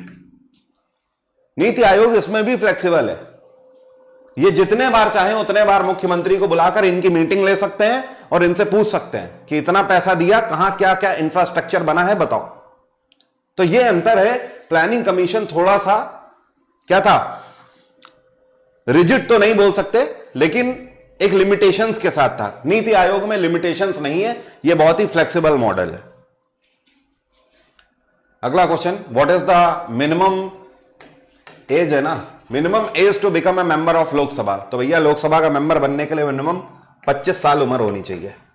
राज्यसभा का मेंबर बनने के लिए मिनिमम 30 साल उम्र होनी चाहिए, और पंचायती राज सिस्टम का चुनाव लड़ने के लिए मिनिमम 21 साल उम्र होनी चाहिए। 35 साल किसके किसके लिए है, तो देखिए राष्ट्रपति बनने के लिए मिनिमम 35 साल होनी चाहिए, उपराष्ट्रपति के लिए भी मिनिमम 35 साल होनी चाहिए, और किसी भी राज्य का गवर्नर बनने के लिए भी मिनिमम 35 होनी चाहिए। क्लियर है। अगला question, who generally does not vote in Lok Sabha because his vote is decisive. इनमें से कौन लोकसभा में वोट नहीं करता है जनरली, क्योंकि उसका वोट डिसिसिव मतलब निर्णायक होता है। निर्णायक होता है। कौन है जो कि वोट नहीं करता है, जिसका वोट निर्णायक होता है? बिलाल हुसैन का कहना है सर आप बीएड में ज्यादा अच्छे लगते हो। यार मैंने इतने साल के बाद, 4 या 5 साल के बाद बीएड हटाई, तो मुझे भी पता लगा कि मैं बीएड में ही ज्यादा सही लगता हूं। ठीक है, फिर से बढ़ा लूंगा। आशुतोष पांडे का कहना है सीजीआई। अच्छा भाई मेरे, सीजीआई वोट ही क्यों करेगा? सीजीआई वोट ही क्यों करेगा? सम्राट अशोक आंसर सही है। स्पीकर, ठीक है। हमेशा ध्यान रखना, लोकसभा में जो वोटिंग होती है वो लोकसभा के सारे मेंबर्स वोट करते हैं, लेकिन सिर्फ एक व्यक्ति को छोड़कर, लोकसभा के स्पीकर को छोड़कर। यह तभी वोट करता है जब मैटर टाई का हो जाए। मतलब मान लीजिए 50 वोट इधर मिले, 50 वोट इधर मिले, तो भैया मैटर फंस गया ना। अब इस केस में लोकसभा का स्पीकर आके वोट करेगा। ये जिसको भी वोट दे देगा वही जीत जाएगा। यही तो कारण है कि इसका वोट क्या कहा गया है, डिसिसिव मतलब निर्णायक कहा गया है। यह तभी वोट करता है जब निर्णय फंस जाता है, उस केस में, डेडलॉक के केस में। अगला question, in order to precedence the speaker has an equal rank to. जो लोकसभा का स्पीकर होता है इसकी रैंक किसके बराबर होती है? तो चीफ जस्टिस ऑफ इंडिया के बराबर इसकी रैंक होती है। ठीक है, सीजीआई के बराबर। The legislative assembly of Delhi can make laws on. कहने का मतलब यह है जो दिल्ली की विधानसभा है वो इनमें से किस क्षेत्र में कानून बना सकती है, लॉ बना सकती है? जमीन के क्षेत्र में, पुलिस के लिए या पब्लिक के लिए लॉ बना सकती है। तो देखिए, दिल्ली की जो जमीन आती है वो लैंड दिल्ली सरकार के अंतर्गत नहीं आती है, वो पूरी केंद्र सरकार के अंतर्गत आती है। यही कारण है कि दिल्ली को स्पेशल प्रोविजन के अंतर्गत यूटी डिक्लेयर किया गया है सिक्योरिटी रीजन से, क्योंकि दिल्ली एक ऐसी जगह है जहां पर राष्ट्रपति का भी घर है, प्रधानमंत्री का भी घर है, पीएमओ भी है, तीनों सेनाओं के जो चीफ हैं, इंडियन आर्मी, नेवी और एयरफोर्स, उनका भी है, जितने भी कैबिनेट मिनिस्टर हैं उन सबके भी भवन है, और जितनी भी एम्बेसीज हैं वो सब भी दिल्ली में है। यही कारण है कि सिक्योरिटी रीजन से यहां पर जितनी भी लैंड की जिम्मेदारी है वो सब सेंट्रल गवर्नमेंट के हाथ में रहती है। उसी तरीके से सिक्योरिटी रीजन से दिल्ली की जो पुलिस है वो भी सेंट्रल गवर्नमेंट के अंतर्गत काम करती है, लेकिन दिल्ली की जो सरकार है, मतलब जो दिल्ली की विधानसभा है, वो किसके लिए फैसले ले सकती है? वहां की जनता के लिए, पब्लिक के लिए। इसलिए third only is the right answer. Clear है? केवल पब्लिक के लिए ये फैसला ले सकते हैं। तभी तो आप देखते हो ना, कई बार अरविंद केजरीवाल बोलते रहते हैं कि हां पुलिस भी आपकी है, ये भी आपका है, वो भी आपका है, फिर हम करें तो करें क्या आखिरकार? तो करना। Next question, which among them take oath to uphold the constitution and the laws? इनमें से कौन है जो कि संविधान की शपथ भी लेते हैं और अपहोल्ड भी करते हैं इनके लॉज को? एक होता है नॉर्मल शपथ लेना, जैसे कि मंत्री लोग शपथ लेते हैं कि मैं हमेशा संविधान के लिए निष्ठावान रहूंगा, मैं शपथ ग्रहण करता हूं कि मैं हमेशा ईमानदारी से काम करूंगा और संविधान के तहत ही काम करूंगा, लोगों के साथ न्याय करूंगा। लेकिन जो जुडिशरी पर्सन्स होते हैं, जो कि न्यायपालिका से जुड़े होते हैं, वो ये शपथ तो लेते ही लेते हैं, साथ में वो ये भी शपथ लेते हैं कि मैं संविधान को संरक्षित भी रखूंगा, मतलब मैं संविधान को बचा कर भी रखूंगा, उसकी गरिमा को बनाए रखूंगा। Chief justice of India. बाकी सब क्या है? इलेक्टेड है, चुनावी प्रक्रिया से आ रहे हैं। लेकिन ये कौन है? ये सिलेक्टेड है, ये अधिकारी है। ये सब कौन है? ये सब चुनावी प्रक्रिया से आ रहे हैं, ये अधिकारी नहीं है। Next question, there are how many high courts in India? Bharat में कितने हाई कोर्ट हैं? तो पहले 24 हुआ करते थे, आज की डेट में 25 हाई कोर्ट हैं पूरे भारत में। और ये कौन सा हाई कोर्ट है जो कि सबसे ज्यादा राज्य और स्टेट को, राज्य और यूटीज को मॉनिटर या कंट्रोल करता है? तो ये है बॉम्बे हाई कोर्ट, सबसे ज्यादा राज्य और यूटीज को मॉनिटर और कंट्रोल करता है। Which high court has the maximum number of benches? Benches का मतलब समझते हो? जैसे मान लो किसी हाई कोर्ट में 50 जज हैं, तो हुआ क्या, 10-10 के 5 ग्रुप बना दिए गए। कितने? 5 ग्रुप बना दिए गए, अलग अलग 10-10 के। ठीक है, तो ये जो ग्रुप बनाए गए हैं जजेस के, यही क्या है? यही बेंचेस कहला रहे हैं। तो इस हाई कोर्ट में कितनी बेंच बना दी मैंने? 5 बेंच बना दी, 10-10 की। तो बेंचेस का मतलब आप समझ गए। अब होता क्या है, इसका फायदा यह रहता है कि भाई मान लीजिए किसी हाई कोर्ट में 50 जज है, अब 50 जज की अगर बेंच नहीं बनाओगे तो सब क्या एक ही केस में फैसला देंगे क्या? आप मुझे खुद बताओ, एक केस आया उसमें 50 जज बैठ के फैसला दे रहे हैं, क्या यह सही बात है? फिर बाकी केसेस का क्या होगा? इतनी बेंचेस बना दी जाती हैं तब भी पेंडेंसी पड़ी हुई है। तो होता क्या है कि ऐसे कर दिया जाता है कि ये वाली जो बेंच है इसमें स्टेट के केस जाएंगे, ये वाली जो बेंच है इसमें जमीन से जुड़े हुए मामले जाएंगे, ये वाली बेंच में क्रिमिनल केस जाएंगे, ये वाली बेंच में जितने भी एग्जाम वाले केस हैं वो सब जाएंगे। इस तरीके से बना दिया जाता है। क्लियर है? तो ये है गुवाहाटी हाई कोर्ट भारत का, जहां पर इस टाइम पर सबसे ज्यादा बेंचेस हैं। Which high court has maximum number of जजेस? सबसे ज्यादा जजेस की संख्या कहां पर है? तो यह है उत्तर प्रदेश के इलाहाबाद हाई कोर्ट में, करीब 60 जज हैं, करीब 60 है, 1-2 कम ऊपर नीचे होते रहते हैं, लेकिन सबसे ज्यादा जजेस इलाहाबाद हाई कोर्ट में ही है, मैक्सिमम 60 जज। What is the minimum age required to become vice president? अभी मैंने आपको बताया था उपराष्ट्रपति, राष्ट्रपति और गवर्नर तीनों के लिए मिनिमम 35 साल उम्र होनी चाहिए। उपराष्ट्रपति के लिए कौन से आर्टिकल में प्रावधान है? तो आर्टिकल 63 में प्रावधान है उपराष्ट्रपति का। वाइस प्रेसिडेंट ऑफ इंडिया की सैलरी कितनी होती है?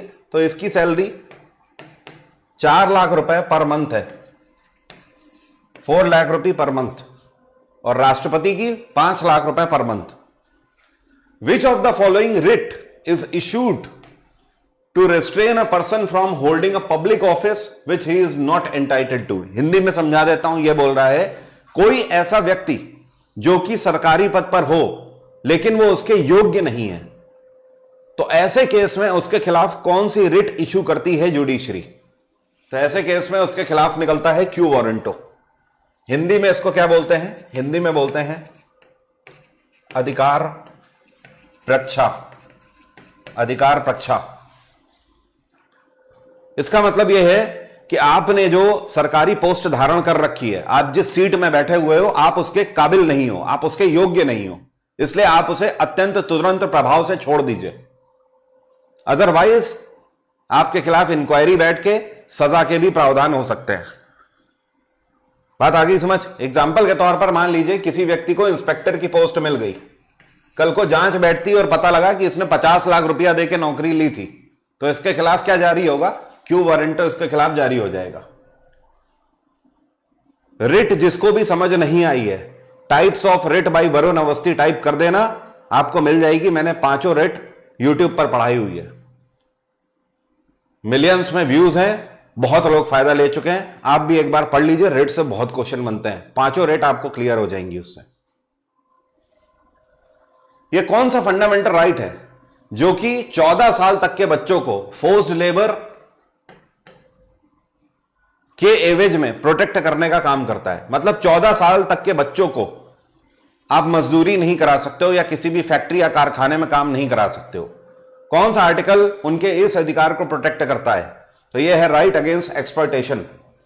हिंदी में बोले तो शोषण के विरुद्ध अधिकार।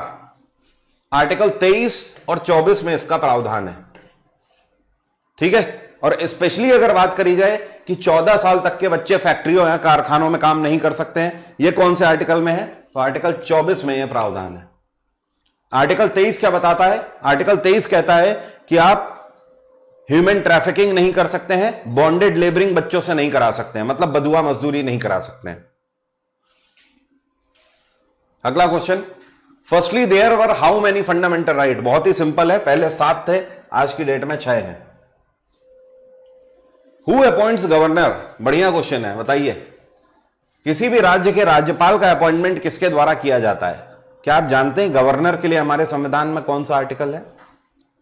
आर्टिकल 153 में प्रावधान है गवर्नर का। अब बताइए गवर्नर को अपॉइंट कौन करता है? तो गवर्नर का अपॉइंटमेंट भी भारत के राष्ट्रपति के ही द्वारा होता है।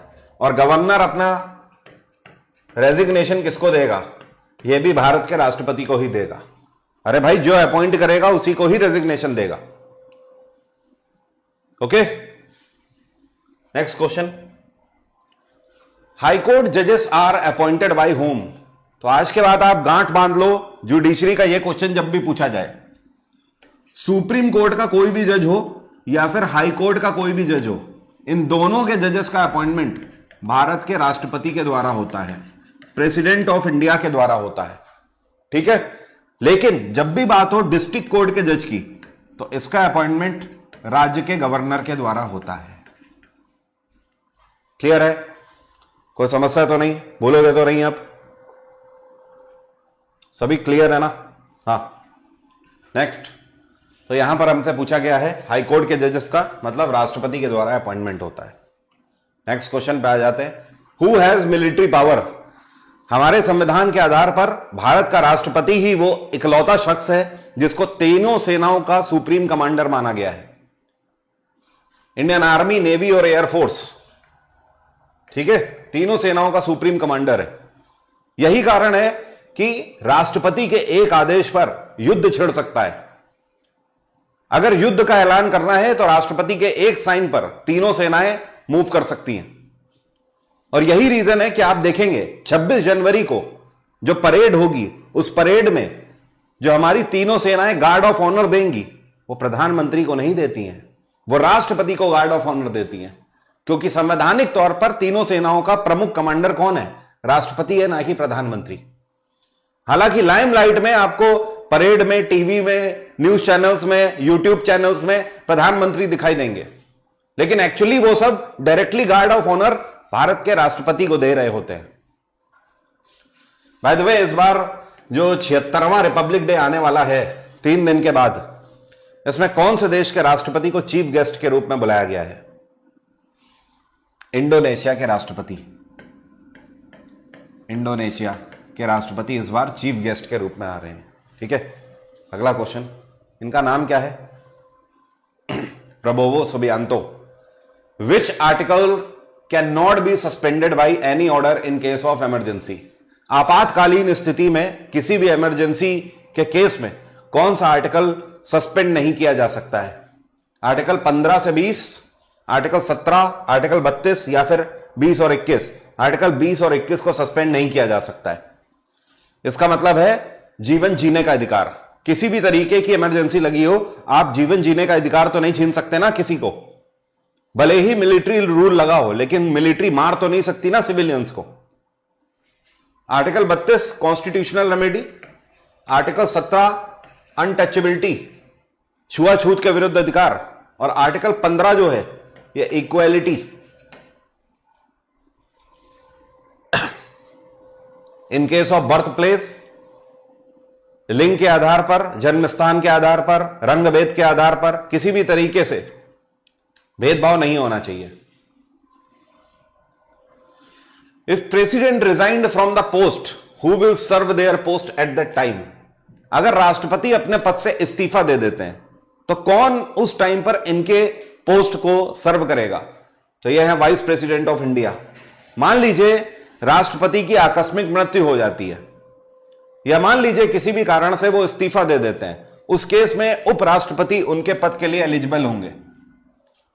और इसका उल्लेख कौन से आर्टिकल में है? आर्टिकल 62 में। इसको ऑफिस फिलर ऑफ प्रेसिडेंट के नाम से भी जाना जाता है। और मैक्सिमम 180 दिन तक वाइस प्रेसिडेंट इस पोस्ट पर रह सकते हैं, मतलब मैक्सिमम अगले 6 महीने तक। इलेक्शन कमीशन की यह जिम्मेदारी बनती है कि वो अगले 180 दिन के अंदर अगले राष्ट्रपति को चुनावी प्रक्रिया के थ्रू इलेक्ट कर लेकर आए। जब तक उपराष्ट्रपति वाइस प्रेसिडेंट की पोस्ट पर बैठेंगे, तब तक राष्ट्रपति की सारी पावर भी वही एंजॉय करेंगे और राष्ट्रपति की सैलरी भी उनको वही मिलेगी, 5 लाख रुपए पर मंथ, ना कि 4 लाख रुपए पर मंथ। जैसे ही परमानेंट प्रेसिडेंट आएंगे, वाइस प्रेसिडेंट वापस से अपनी पोस्ट पर आ जाएंगे, उसी पर्क और पावर के साथ। क्लियर है भाई इतना सभी को? और अगर वाइस प्रेसिडेंट भी नहीं हुए तो फिर सुप्रीम कोर्ट का जो प्रमुख जज होता है, चीफ जस्टिस ऑफ इंडिया, वो एलिजिबल होता है इस पोस्ट के लिए। अगर सीजीआई भी नहीं है तो सुप्रीम कोर्ट का जो सीनियर मोस्ट जज होगा वो एलिजिबल होगा इसके लिए। आगे बढ़ने से पहले जो नए लोग मेरे साथ जुड़े हुए हैं उनको बता दूं, मैंने मीटअप रखा हुआ है नई दिल्ली में, प्रगति मैदान में। जो वर्ल्ड बुक फेयर इस बार लगने जा रहा है, यह लगेगा 1 से लेकर 9 फरवरी तक। हर साल लगता है यह बुक फेयर। तो मैं आपको 2 तारीख को मिलने आ रहा हूं प्रगति मैदान में, हॉल नंबर 5 में, स्टॉल नंबर 02 में। आप दिल्ली या एनसीआर में किसी भी क्षेत्र में रहते हैं तो आप मुझसे मिलने आ सकते हैं। यहां पर मैं आपको अपनी बुक्स के गिव अवेज भी दूंगा और आप मुझसे मुलाकात भी कर सकते हैं। वर्ल्ड बुक फेयर आप जब घूमेंगे तो यहां पर आप ऐसी भी किताबें प्राप्त कर सकते हैं जो कि आपको नॉर्मली बुक स्टोर्स में नहीं मिलती हैं। तो इसको देखना भी आपके लिए एक एक्सपीरियंस है और मुझसे मिलना भी। मैं 2 साल से रख नहीं पाया था इवेंट, इस वजह से 2 साल पहले एक ऑडिटोरियम में मैंने मीटअप रखा था दिल्ली में। तो 2 तारीख को, 2 फरवरी को आप मुझसे मिलने आ सकते हो। कितने बजे? 1 बजे, 1 PM पे। कोई भी कंफ्यूजन हो तो यहां पर हमारे कोऑर्डिनेटर हैं अनिल शर्मा जी, इनका नंबर दिया हुआ है, इनका नंबर आप नोट कर लीजिए। ये बुक फेयर के हमारे कोऑर्डिनेटर हैं, इनको आप कॉल कर लीजिए, सारी डिटेल भी आपको इनसे मिल जाएगी। ठीक है, तो आपका आना वहां पर व्यर्थ नहीं जाएगा। जो हमारी बुक्स हैं, स्पेशली वो स्टूडेंट जिनको बुक लेने में समस्या हो रही है पैसे की वजह से या कुछ भी, तो हम आपको गिव अवेज में किताबें देंगे। तो आइए मुलाकात करते हैं, साथ बैठते हैं, एंजॉय करते हैं। अगले क्वेश्चन पे आते हैं। Who is the executive head of India? Bharat का एग्जीक्यूटिव हेड कौन कहलाता है? एग्जीक्यूटिव का मतलब क्या है? बात हो रही है यहां पर कार्यपालिका की। किसकी? कार्यपालिका। और कार्यपालिका का हेड कौन होता है? कार्यपालिका का हेड कौन होता है? प्रेसिडेंट? नहीं। प्रेसिडेंट को कभी कहते सुने हो क्या कि हमें इलेक्शन जिता दो तो हम ये काम करेंगे, फ्री पानी देंगे, फ्री इलेक्ट्रिसिटी देंगे, 15-15 लाख रुपया अकाउंट में भेजेंगे? ये कभी कहते हुए सुना है? नहीं सुना ना। Prime minister of India is the executive head of India, PMO, prime minister office. अगला question, who is the supreme commandant of Indian armed forces? अभी हम लोग इसी के बारे में डिटेल में बात कर रहे थे। हमारी तीनों सेनाओं के प्रमुख कौन होते हैं? भारत के राष्ट्रपति। Which article is related to abolition of untouchability? छुआछूत के विरुद्ध अधिकार के बारे में कौन सा आर्टिकल बताता है? यह भी अभी मैंने आपको बताया, आर्टिकल 17। आर्टिकल 16 किस बारे में बताता है? Equality of employment.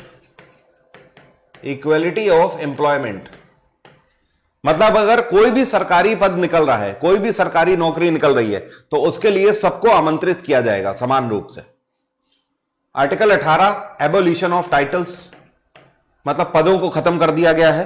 राजा, महाराजा, सुल्तान, बादशाह, आलमगीर, इस तरीके के कोई भी टाइटल नहीं चलेंगे। केवल एकेडमिक और डिफेंस के टाइटल लिए जा सकते हैं, जैसे कि एकेडमिक हो गए इंजीनियर, डॉक्टर, इस तरीके के टाइटल, और डिफेंस के major, general, commodore, wing commander, इस तरीके के। आर्टिकल 19 किस बारे में बताता है? Article 19 freedom of speech. Freedom of speech, अभिव्यक्ति की आजादी। यह कौन सा आर्टिकल है जो कि बच्चों के शोषण के विरुद्ध अधिकार से रिलेटेड है? तो यह है आर्टिकल 24। इसके भी बारे में डिस्कस किया था। यह क्या है? 14 साल तक के बच्चे फैक्ट्रियों में काम नहीं कर सकते हैं। अगर कोई करा रहा है ऐसा तो वो इलीगल काम कर रहा है, उसके लिए कड़ी सजा के प्रावधान है। सिक्किम भारत का अभिन्न अंग बना, मतलब सिक्किम को भारत के राज्य का दर्जा दिया गया। कौन से संशोधन के अंतर्गत? बिल्कुल शुरुआत में हम लोगों ने आज की क्लास में इसके बारे में बात करी थी। 36 अमेंडमेंट 1975, 1975। क्या आप बता सकते हो हमारे संविधान में जीएसटी के लिए कौन से आर्टिकल में प्रावधान है? जीएसटी के लिए कौन से आर्टिकल में प्रावधान है, बताइए जरा। आज सुबह के करंट अफेयर नहीं देखे तो देख लेना। यह कौन सा कंट्री है जिसने डुअल सिटीजनशिप की पॉलिसी एक्सेप्ट कर रखी है? मतलब दोहरी नागरिकता के प्रावधान है यहां पर। हमारे देश में तो आप दोहरी नागरिकता नहीं ले सकते, एकल नागरिकता का प्रावधान है। लेकिन इनमें से कौन सा देश है जहां पर डुअल सिटीजनशिप का प्रावधान है? सम्राट अशोक, आंसर बिल्कुल सही है आपका। तालियां हो जाए जरा इनके लिए। कुछ लोग बोल रहे हैं 316। नहीं भाई, 316 नहीं है। जीएसटी के लिए आर्टिकल 279A में प्रावधान है। और कौन से अमेंडमेंट के तहत जीएसटी लाया गया है भारत के संविधान में? तो यह है अमेंडमेंट 101, 101वां संशोधन संविधान में करके जीएसटी लाया गया। कौन से वर्ष में अप्लाई हुआ यह भारत में? तो यह 1 जुलाई 2017 को पूरे भारत में अप्लाई हुआ था। जीएसटी में भी कितने तरीके के टैक्सेस का प्रावधान है? तो 3 तरीके के टैक्सेस का प्रावधान है। कौन कौन से टैक्स? सीजीएसटी, एसजीएसटी और आईजीएसटी। ठीक है, सीजीएसटी सेंट्रल के लिए, एसजीएसटी स्टेट के लिए और आईजीएसटी इंटर स्टेट के लिए। मतलब आप इंपोर्ट एक्सपोर्ट कर रहे हैं या फिर एक राज्य से दूसरे राज्य में व्यापार कर रहे हैं। तो भाई डुअल सिटीजनशिप का प्रावधान इनमें से किसके पास है? अमेरिका के पास है। अगला question, which part of Indian constitution deals with fundamental right?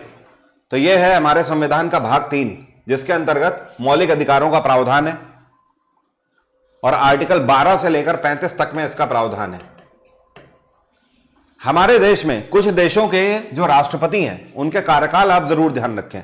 जैसे कि भारत, हमारे देश में जो प्रेसिडेंट का कार्यकाल है ये कितने साल का है? कितने साल का है? 5 साल का प्रावधान है। चाइना में कितने साल का है? यहां पर भी 5 साल का प्रावधान है। रशिया में कितने साल का है? इनके राष्ट्रपति का जो कार्यकाल है ये 6 साल का है। अमेरिका में कितने साल का है? तो यहां पर केवल 4 साल का ही प्रावधान है। क्लियर है? भारत, चाइना और रूस, इसमें कोई भी व्यक्ति कितने बार राष्ट्रपति बन सकता है? अनलिमिटेड। जितने भी बार इलेक्ट होकर आएगा, जितने भी बार चुनाव जीतेगा, उतने बार बन सकता है। लेकिन अमेरिका में ऐसा नहीं है। अमेरिका में कोई भी व्यक्ति मैक्सिमम 2 टाइम्स, 2 कार्यकाल सर्व कर सकता है राष्ट्रपति पद के लिए। डोनाल्ड ट्रंप 47वें राष्ट्रपति बने हैं अमेरिका के। इससे पहले ये 45वें राष्ट्रपति रह चुके हैं, मतलब ये इनका दूसरा कार्यकाल है। इसके बाद फिर ये नहीं राष्ट्रपति बन पाएंगे। By the way, Donald Trump news में चल रहे हैं। इनकी पॉलिटिकल पार्टी का आप नाम जानते हैं? ट्रंप की पॉलिटिकल पार्टी का नाम आप जानते हैं? इनकी पार्टी का नाम है रिपब्लिकन पार्टी। Republican party.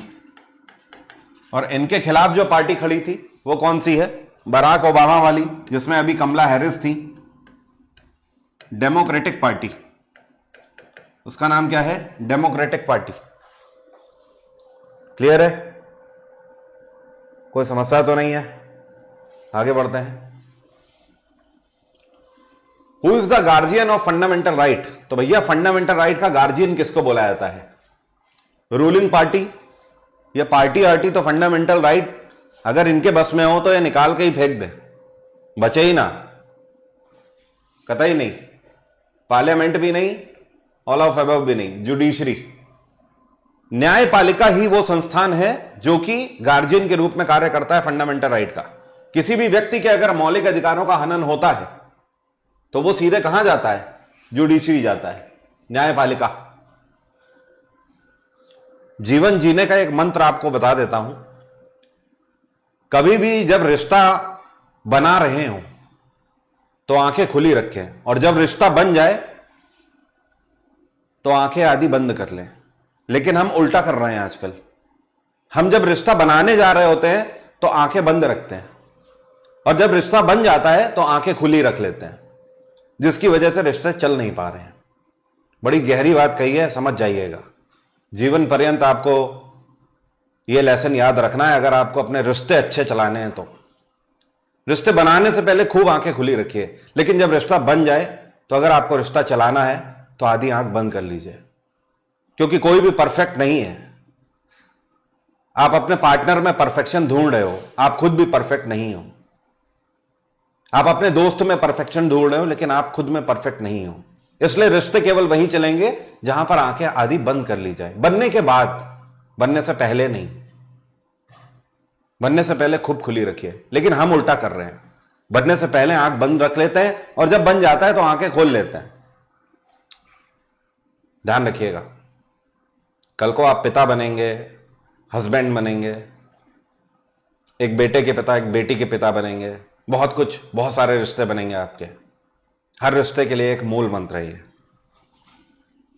अगला question, what is the retirement age of chief justice of India? भैया सुप्रीम कोर्ट का जो सबसे बड़ा जज है उसकी रिटायरमेंट एज कितनी है? 65 साल। कितनी? 65 साल सुप्रीम कोर्ट। और हाई कोर्ट के जज की रिटायरमेंट एज कितनी है? 62 साल।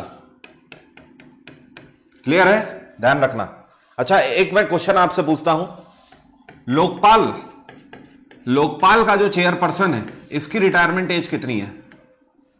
लोकपाल के चेयरमैन की रिटायरमेंट एज कितनी है? बताओ जरा।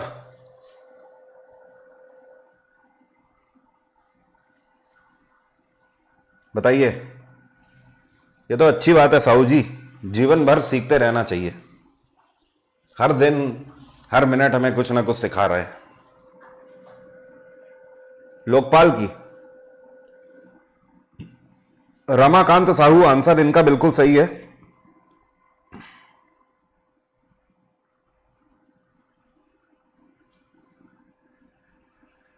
नीतीश कुमार, इनका भी आंसर सही। नीतीश कुमार जी भी क्लास कर रहे हैं।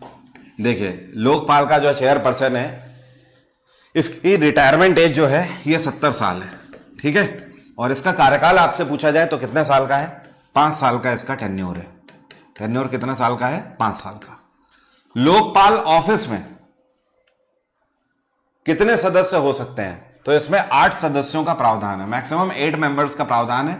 जो 4 होंगे ये जुडिशरी से होते हैं और जो 4 होते हैं वो SC ST कम्युनिटी से होते हैं। क्लियर है? अगला question, president election is a responsibility of home, मतलब राष्ट्रपति को इलेक्ट करने के लिए जो चुनावी प्रक्रिया है, इस चुनाव को संपन्न कराना किसकी जिम्मेदारी है? तो यह जिम्मेदारी है इलेक्शन कमीशन ऑफ इंडिया की। किसकी? Election commission of India, Bharat के निर्वाचन आयोग की जिम्मेदारी है। इलेक्शन कमीशन ऑफ इंडिया और कौन कौन से चुनाव भी कंडक्ट कराता है?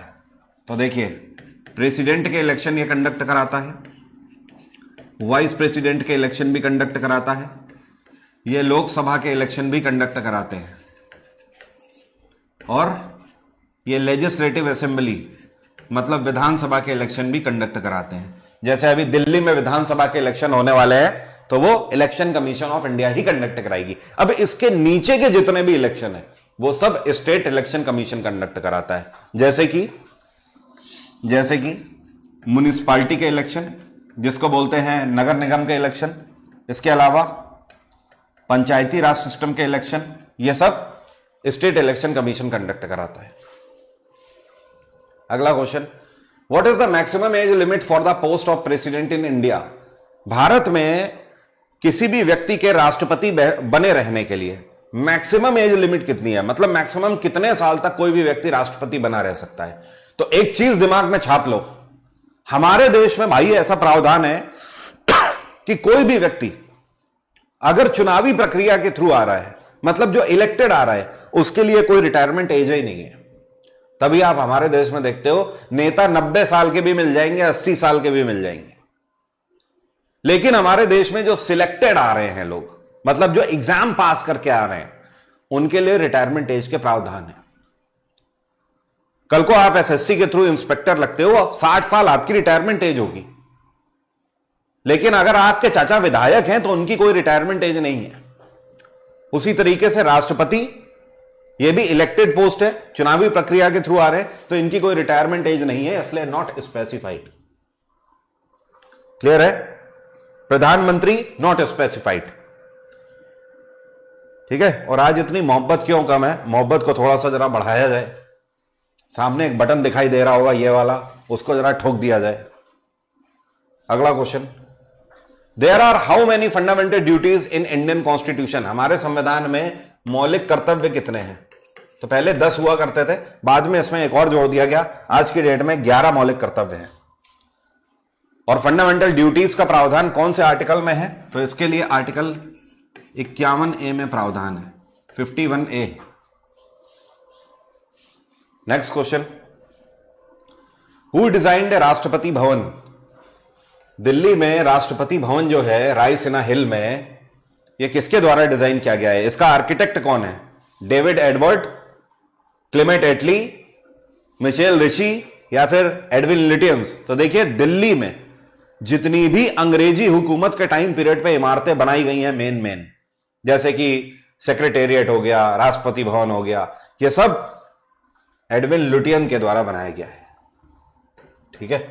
Next question, how many times president of India can be re elected to his post?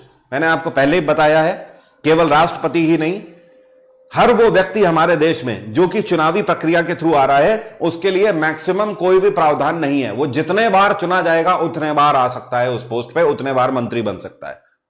None of above. देखा है ना आपने, कुछ लोग ऐसे हैं जो 3-3, 4-4 कार्यकाल के भी मुख्यमंत्री पद को सर्व कर चुके हैं। तो कैसे? क्योंकि कोई ऐसी लिमिट नहीं है, हमारा संविधान में ऐसी कोई स्पेसिफिकेशन नहीं है। अगला क्वेश्चन, पॉकेट वीटो इसमें से किसकी पावर है?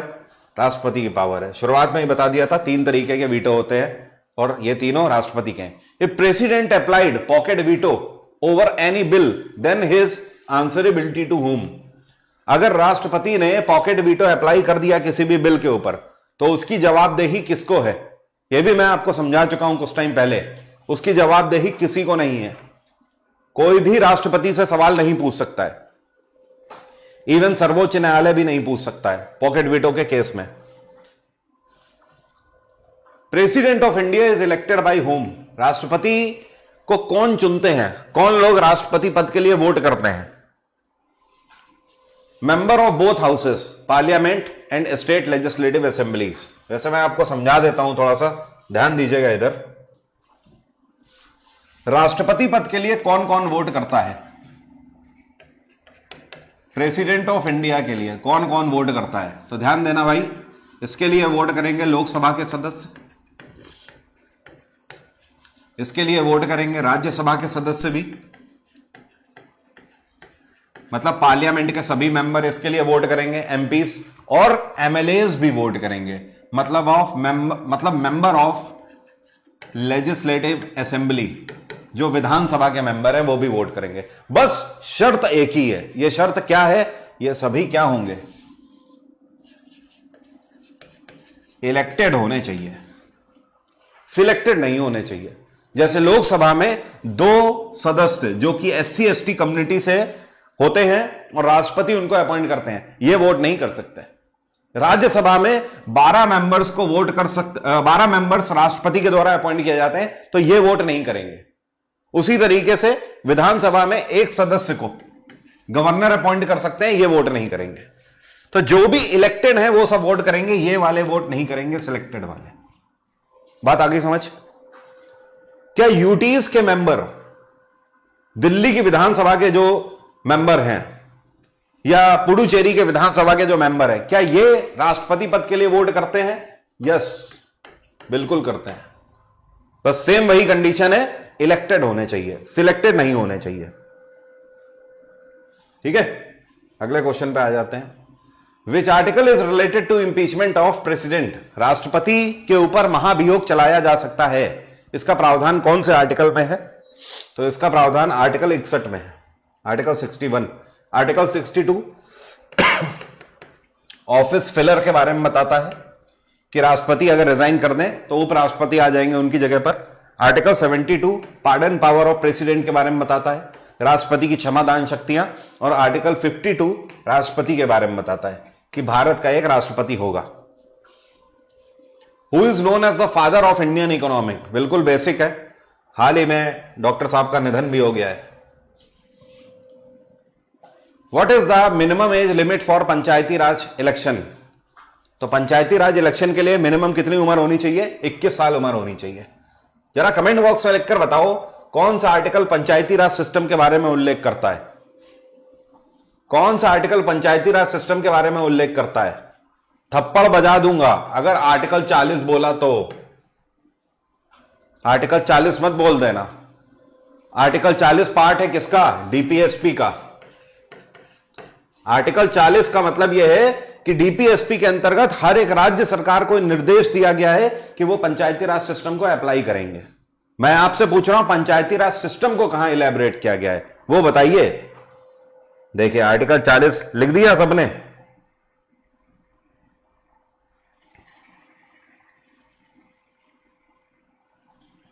श्रीध्वेश्वर का आंसर सही है, समीर का भी आंसर सही है, तुषार का भी आंसर सही है।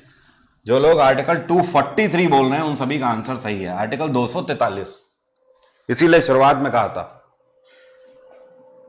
ऑफलाइन क्लास में होते तो बेटा अभी मुर्गा बना देता, कुकड़ू कुक बोल रहे होते। फिर panchayati raj election is a responsibility of whom? तो अभी मैंने आपको बताया था ना, जो लोकसभा से नीचे लेवल के जो इलेक्शन होंगे वो सब स्टेट इलेक्शन कमीशन ही कंडक्ट कराता है। अगला question, which high court controls maximum number of state? यह भी मैं आपको बता चुका हूं, यह है बॉम्बे हाई कोर्ट। हालांकि इसको मुंबई हाई कोर्ट नहीं बोलते हैं, बॉम्बे हाई कोर्ट आज भी यह बोला जाता है।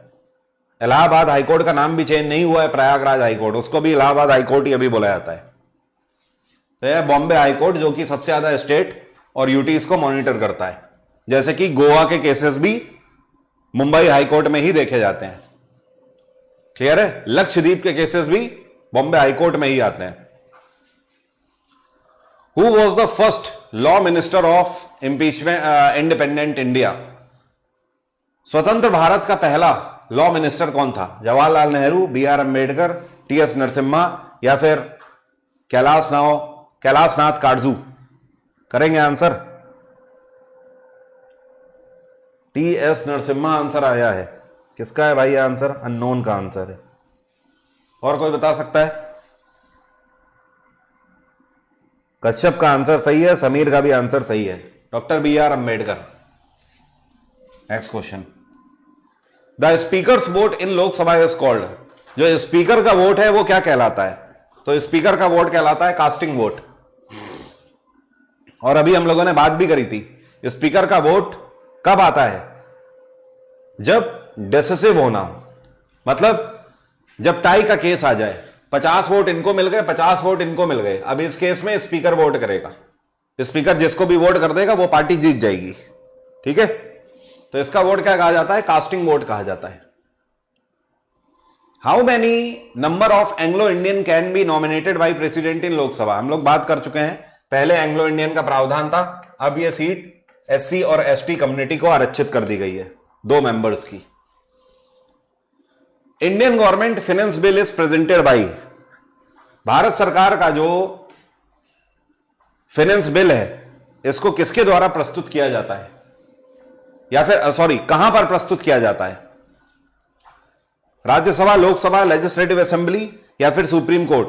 देखिए पैसे की बात हो रही है और जितना भी कोषागार है यह सब संभाला जाता है किसके द्वारा? सेंट्रल गवर्नमेंट के द्वारा, जो कि केंद्र में सरकार चल रही होती है। कोष उसी के हाथ में होता है ना, ट्रेजरी उसी के हाथ में होती है ना, सरकारी खजाना, कंसोलिडेटेड अकाउंट।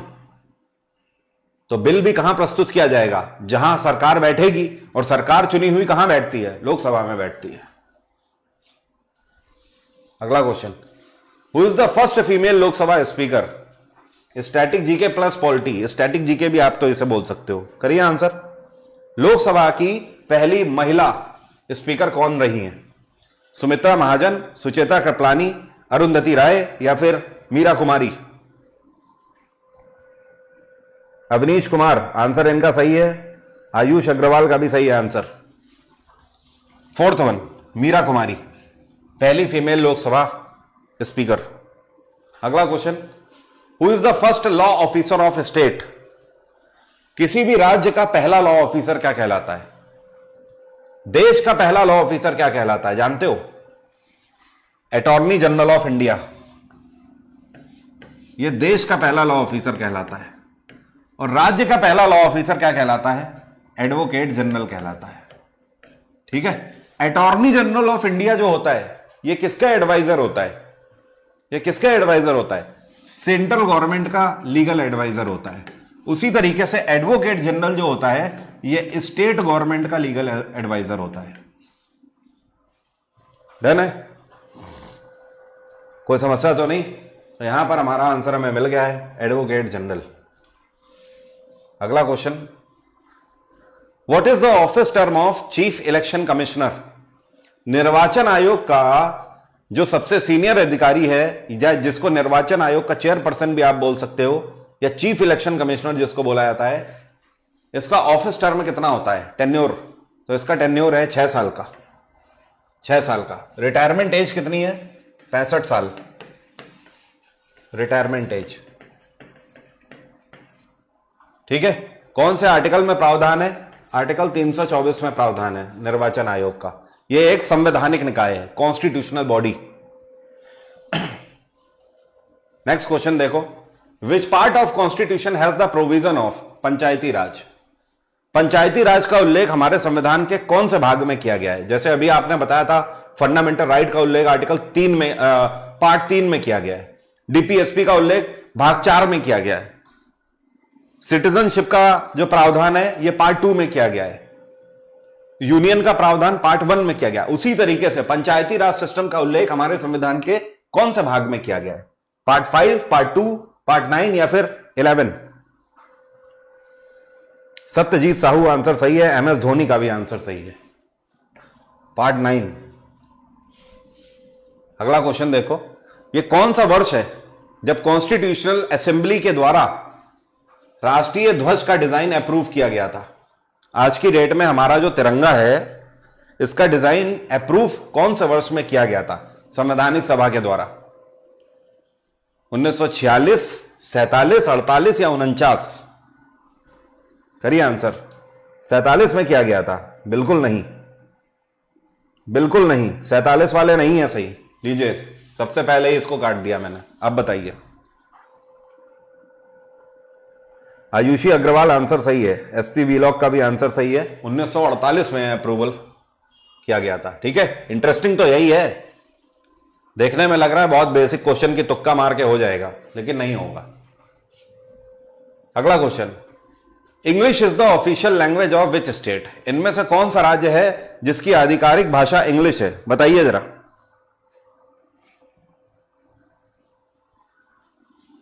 इसमें से कौन सा राज्य है जिसकी आधिकारिक भाषा अंग्रेजी है? नागालैंड वाले सभी लोग सही हैं। ठीक है, मणिपुर की मणिपुरिया, गोवा की कोंकण और आसाम की आसामीज, नागालैंड की इंग्लिश।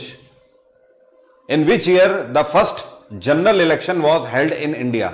भारत में पहली बार जनरल इलेक्शन कब कंडक्ट कराए गए थे? 1951 में, 1951 में। Who conducts the state assembly election? बताइए। स्टेट असेंबली के जो इलेक्शन है ये किसके द्वारा कंडक्ट कराए जाते हैं? कई लोग इसमें फंस जाओगे, कई लोग फंस जाएंगे इसमें। स्टेट असेंबली के इलेक्शन किसके द्वारा कंडक्ट कराए जाते हैं? मुझे पता है कई लोग फंसेंगे इसमें। इलेक्शन कमीशन ऑफ इंडिया कुछ लोग बोल रहे हैं, प्रजापत पीके का कहना है स्टेट इलेक्शन कमीशन। देखिए, वही मैं कह रहा था, कुछ लोग फंसेंगे इसमें। अब देखिए, भरमार आ रही है एक वालों की और दो वालों की।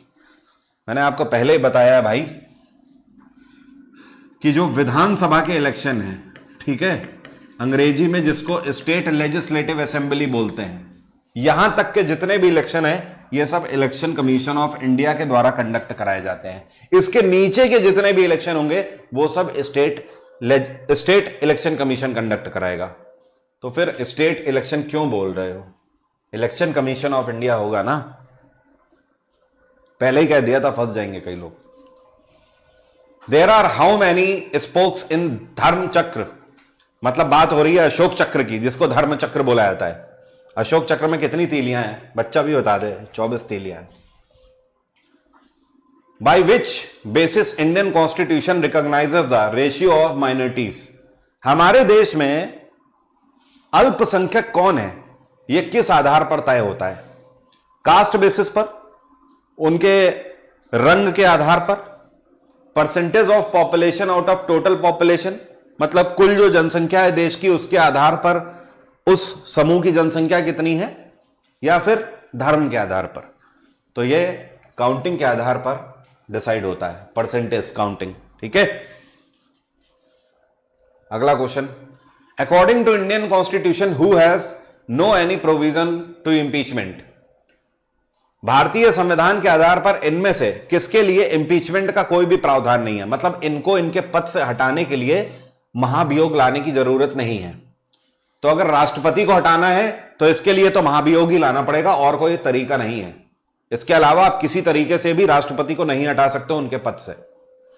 चीफ जस्टिस ऑफ इंडिया को भी हटाने के लिए सिर्फ एक ही तरीका है, इंपीचमेंट लाना होगा।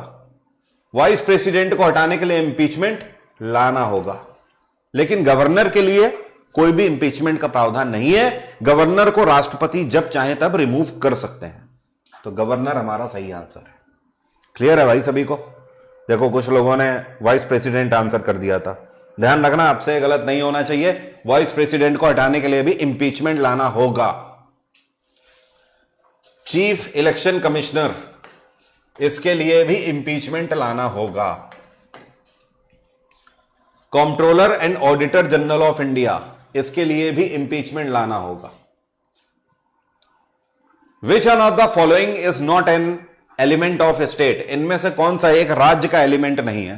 पुलिस राज्य के अंतर्गत आती है, गवर्नमेंट भी, सरकार जो होती है राज्य की भी होती है, केंद्र की भी होती है, तो ये भी होती है। पॉपुलेशन भी राज्य की होती है, बट आर्मी हमेशा सेंट्रल के अंतर्गत आती है। कभी राज्य के अंतर्गत आर्मी ना ही आपने सुनी होगी, क्योंकि आती ही नहीं है। Which article belongs to chief election commissioner? अभी मैंने आपको बताया था, आर्टिकल 324 में प्रावधान है चीफ इलेक्शन कमिश्नर का। और इलेक्शन कमीशन के अंदर कितने सदस्य हो सकते हैं? तो इलेक्शन कमीशन में 3 मेंबर्स का प्रावधान है, 3 मेंबर्स का। 2 जो होते हैं ये कमिश्नर्स होते हैं, और एक जो होता है, इनका जो हेड होता है, ये चीफ इलेक्शन कमिश्नर होता है, CEC. In which years election Congress party lost majority in parliament for the first time? Congress ने कौन से वर्ष में पहली बार मेजॉरिटी हारी थी? पहली बार ये कब मेजॉरिटी में नहीं आए थे, मतलब इलेक्शन हार गए थे? देखो भाई, 1947 में देश आजाद हुआ, अगले 30 साल तक कांग्रेस हमेशा जीतती रही, लेकिन 1977 में जब इलेक्शन हुए थे तो लोगों ने कांग्रेस को ना चुन के किसको चुना? जनता दल को चुना, जनता दल की पार्टी को चुना। और उसका कारण क्या था? उसका कारण यह था कि 1977 से पहले 1975 में इंदिरा गांधी ने जो इमरजेंसी लगाई थी, और उस इमरजेंसी के दौरान भारत के जितने भी ऑपोजिशन के लीडर थे वो सब जेलों के अंदर ठूस दिए गए थे। जगह जगह पर खूब लाठीचार्ज हुए, खूब पिछवाड़े सजाए गए पब्लिक के, और जनता ने उसका बदला लिया कांग्रेस से 1977 में। 2 साल के बाद जब इमरजेंसी हटी तो इंदिरा गांधी को वोट की पावर दिखाई फिर जनता ने, और पहली बार कांग्रेस सत्ता में नहीं आई। 1977। What is the office term of Lok Sabha? Lok Sabha का ऑफिस टर्म 5 साल का है, राज्यसभा का 6 साल का, और लोकपाल का 5 साल का। What is the retirement age of chief justice of high court? यह भी मैं आपको बता चुका हूं। हाई कोर्ट के जजेस की रिटायरमेंट एज 62 साल, और सुप्रीम कोर्ट के जजेस की रिटायरमेंट एज 65 साल, और लोकपाल के चेयरपर्सन की रिटायरमेंट एज 70 साल। अगला क्वेश्चन। अच्छा, एक बात और बताओ, आर्मी, नेवी और एयरफोर्स, इन तीनों के जो चीफ हैं इनकी रिटायरमेंट एज कितनी है? हमारे संविधान के आधार पर तीनों सेनाओं के जो प्रमुख हैं इनकी रिटायरमेंट एज कितनी है? इनकी रिटायरमेंट एज करो आंसर। बिरांची, आंसर आपका सही है। कुलदीप कुमार, इप्सिता मिश्रा, सही है आंसर इन सबके। जो लोग भी 62 साल बोल रहे हैं, आप सबके आंसर सही हैं। तीनों सेनाओं के जो प्रमुख हैं इनकी रिटायरमेंट एज 62 ईयर्स है। और अगर आपसे पूछ दे CDS, chief of defence staff की रिटायरमेंट एज कितनी है? 65 साल। ठीक है, क्लास की जो पीडीएफ होगी वो क्लास के थोड़ी देर के बाद ही टेलीग्राम पे शेयर हो जाएगी एनोटेशन के साथ। तो टेलीग्राम का लिंक डिस्क्रिप्शन में है, वहां से ज्वाइन करके पीडीएफ डाउनलोड कर लेना। Can any candidate of other state by the land in Jammu Kashmir? Jammu Kashmir के पास जब प्रॉपरली अपना एक कॉन्स्टिट्यूशन भी था, अभी तो कॉन्स्टिट्यूशन हटा दिया गया है, एक देश एक संविधान से ही चलेगा जम्मू कश्मीर भी, लेकिन अभी भी जम्मू कश्मीर के पास स्पेशल प्रोविजन है कुछ केसेस में। तो क्या जम्मू कश्मीर में आप लैंड परचेज कर सकते हैं? अभी भी नहीं कर सकते, नो। उसके लिए आपको एलिजिबल होना पड़ेगा, उसके लिए आपको मिनिमम 15 साल जम्मू कश्मीर में रहना होगा, उसके बाद आप एलिजिबल होंगे। और अगर आपने वहां से 10th और 12th पास किया है तो मिनिमम 10 साल आपको रहना होगा, तब एलिजिबल होंगे। ये प्रावधान अभी भी है, ठीक है। हां, next. According to which article president has the right to take advice from supreme court? यह हमारे संविधान का कौन सा आर्टिकल है जो कि राष्ट्रपति को यह शक्ति देता है कि राष्ट्रपति जब चाहे तब सुप्रीम कोर्ट से एडवाइस ले सकते हैं, विचार विमर्श कर सकते हैं? तो यह है article 143। I love you article भी इसको बोलते हैं। Article 143, 143, 1I, 4 LOVE, 3 YOU, I love you article 143। राष्ट्रपति सुप्रीम कोर्ट से विचार विमर्श कर सकते हैं। Who has the right to take decision for president and vice president election dispute? अगर राष्ट्रपति और उपराष्ट्रपति के चुनावी प्रक्रिया में कोई डिस्प्यूट हो जाता है, ठीक है, तो इसका निपटारा कहां पर होगा? Supreme court, high court, attorney general of India या एडवोकेट जनरल? जाहिर सी बात है सुप्रीम कोर्ट ही मैटर जाएगा। पहले भी मैं आपको बता चुका हूं, केंद्र सरकार या राष्ट्रपति इन्वॉल्व हो जाए तो मैटर सीधे सुप्रीम कोर्ट का हो जाता है, हाई कोर्ट में तो सवाल ही नहीं उठता। अटॉर्नी जनरल ऑफ इंडिया और एडवोकेट जनरल जो है ये रिटायर्ड जज होते हैं, ये फैसला तो नहीं दे सकते, इसीलिए लीगल एडवाइजर है supreme court. Who appoints the president in absence of CGI? वैसे राष्ट्रपति को अपॉइंट कौन करते हैं? चीफ जस्टिस ऑफ इंडिया, और राष्ट्रपति को शपथ भी यही ग्रहण कराते हैं। लेकिन अगर सीजीआई नहीं है अपनी पोस्ट पर, उस टाइम पर कोई सुप्रीम कोर्ट का सीजीआई है ही नहीं, तो राष्ट्रपति का अपॉइंटमेंट कौन कराएंगे? तो जो सेकंड सीनियर मोस्ट जज होगा सुप्रीम कोर्ट का, वो अपॉइंट करेगा। क्लियर है इतनी बात? डन है ना सभी को? हां, अगला question. Vice president passes the resignation report of president to whom? समझे क्वेश्चन को कि नहीं समझे? देखो, अभी हम लोगों ने बात करी थी, राष्ट्रपति अपना रेजिग्नेशन किसको देता है? उपराष्ट्रपति को देता है। लेकिन अब ये रेजिग्नेशन जब उपराष्ट्रपति को दे दिया तो उपराष्ट्रपति उसको फाइल में बंद करके अपने घर थोड़ी ले जाएंगे, ये किसको पास करेंगे? क्वेश्चन ये पूछ रहा है, vice president passes the resignation of report of president to whom? राष्ट्रपति ने उपराष्ट्रपति को अपना त्यागपत्र दिया, ये किसको पास करेंगे ये रिपोर्ट? तो राष्ट्रपति किसका है? देश का है ना। और देश को कहां से पता लगेगा? एनडीटीवी के ऑफिस से, जी न्यूज के ऑफिस से, इंडिया टीवी, इन सब से पता लगेगा? नहीं, पार्लियामेंट से। Parliament,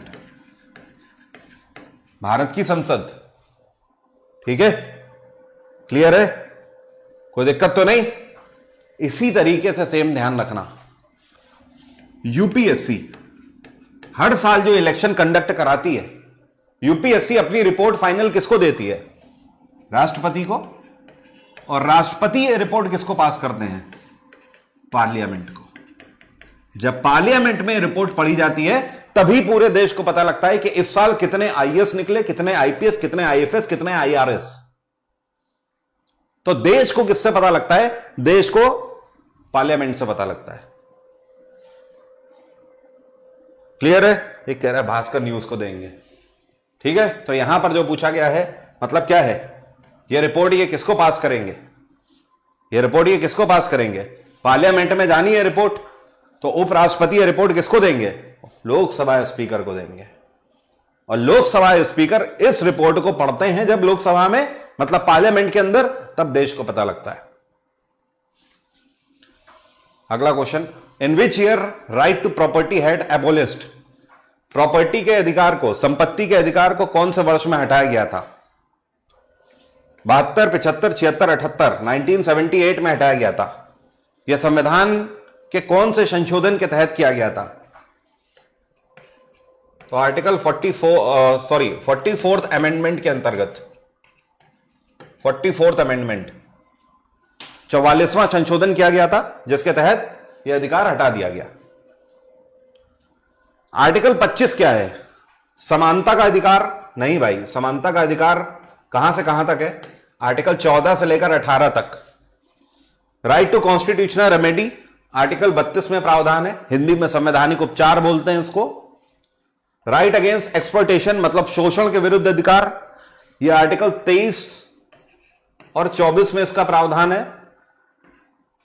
right to freedom of religion, धर्म की स्वतंत्रता का अधिकार, यह आर्टिकल 25 से लेकर 28 तक में इसका प्रावधान है। यहां पर हमसे आर्टिकल 25 पूछा गया है, इसलिए हमारा आंसर क्या हो गया? Right to freedom of religion, धर्म की स्वतंत्रता का अधिकार। आर्टिकल 25 यह बोलता है कि कोई भी व्यक्ति किसी भी धर्म को अपना सकता है और उसका प्रचार प्रसार कर सकता है। अगला क्वेश्चन, यह कौन सा आर्टिकल है जो कि बताता है there shall not be any discrimination among people in hotels, restaurant, shop, any entertainment places? किसी भी व्यक्ति से किसी भी होटल में, रेस्टोरेंट में, किसी भी मनोरंजक जगहों पर कोई भी भेदभाव नहीं किया जा सकता। आपने कई बार सुना होगा रेस्टोरेंट्स में अगर कोई चप्पल पहन के घूम रहा है या किसी 5 स्टार होटल में कोई चप्पल पहन के घुस गया, तो पहले ऐसा होता था 60s 70s 80s में, इवन 90s में भी कई बार हो जाता था, क्योंकि लोगों को अपने अधिकार नहीं पता होते थे। आप चप्पल तो छोड़िए, आप नंगे पैर भी 5 स्टार होटल के अंदर अगर जा रहे होंगे तो भी आपको नहीं रोका जा सकता। और यह अधिकार आपको कौन देता है? संविधान का आर्टिकल 15।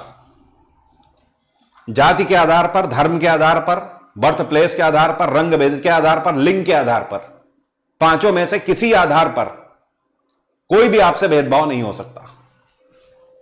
तो इसमें भी किसकी बात हो रही है? इक्वेलिटी की बात हो रही है। अगला question, who said Indian constitution is the widest, this is one of the drawback of it and golden opportunities for lawyer. यह कथन किसका है? मतलब यह स्टेटमेंट किसने कहा है कि भारत का संविधान दुनिया का सबसे बड़ा संविधान है और यह अपने आप में एक ड्रॉबैक को प्रदर्शित करता है और यह वकीलों के लिए गोल्डन अपॉर्चुनिटीज को भी प्रेरित करता है, मतलब वकीलों के लिए बहुत बड़ी बड़ी अपॉर्चुनिटीज लेकर आता है। B R Ambedkar, Stephen Joe, Ivor Jennings, Mahatma Gandhi. तो ये है आइबर जेनिंग्स, इनके स्टेटमेंट हैं ये। The one and only CGI, Bharat का अभी तक का इकलौता चीफ जस्टिस ऑफ इंडिया जिसने राष्ट्रपति का पद सर्व किया है, ठीक है, who holds the president designation of president in absence of president.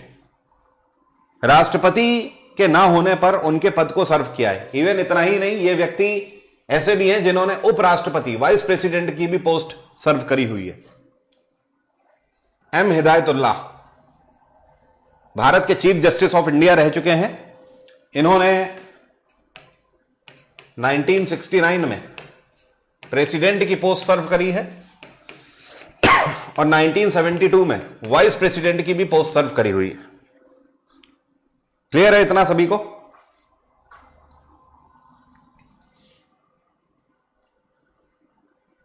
समय बचाते हुए एग्जाम इंजन एप्लीकेशन में सेफ 30 कोड लगाकर आप मेरा जीएस जीके का फाउंडेशन बैच अवेल कर सकते हैं।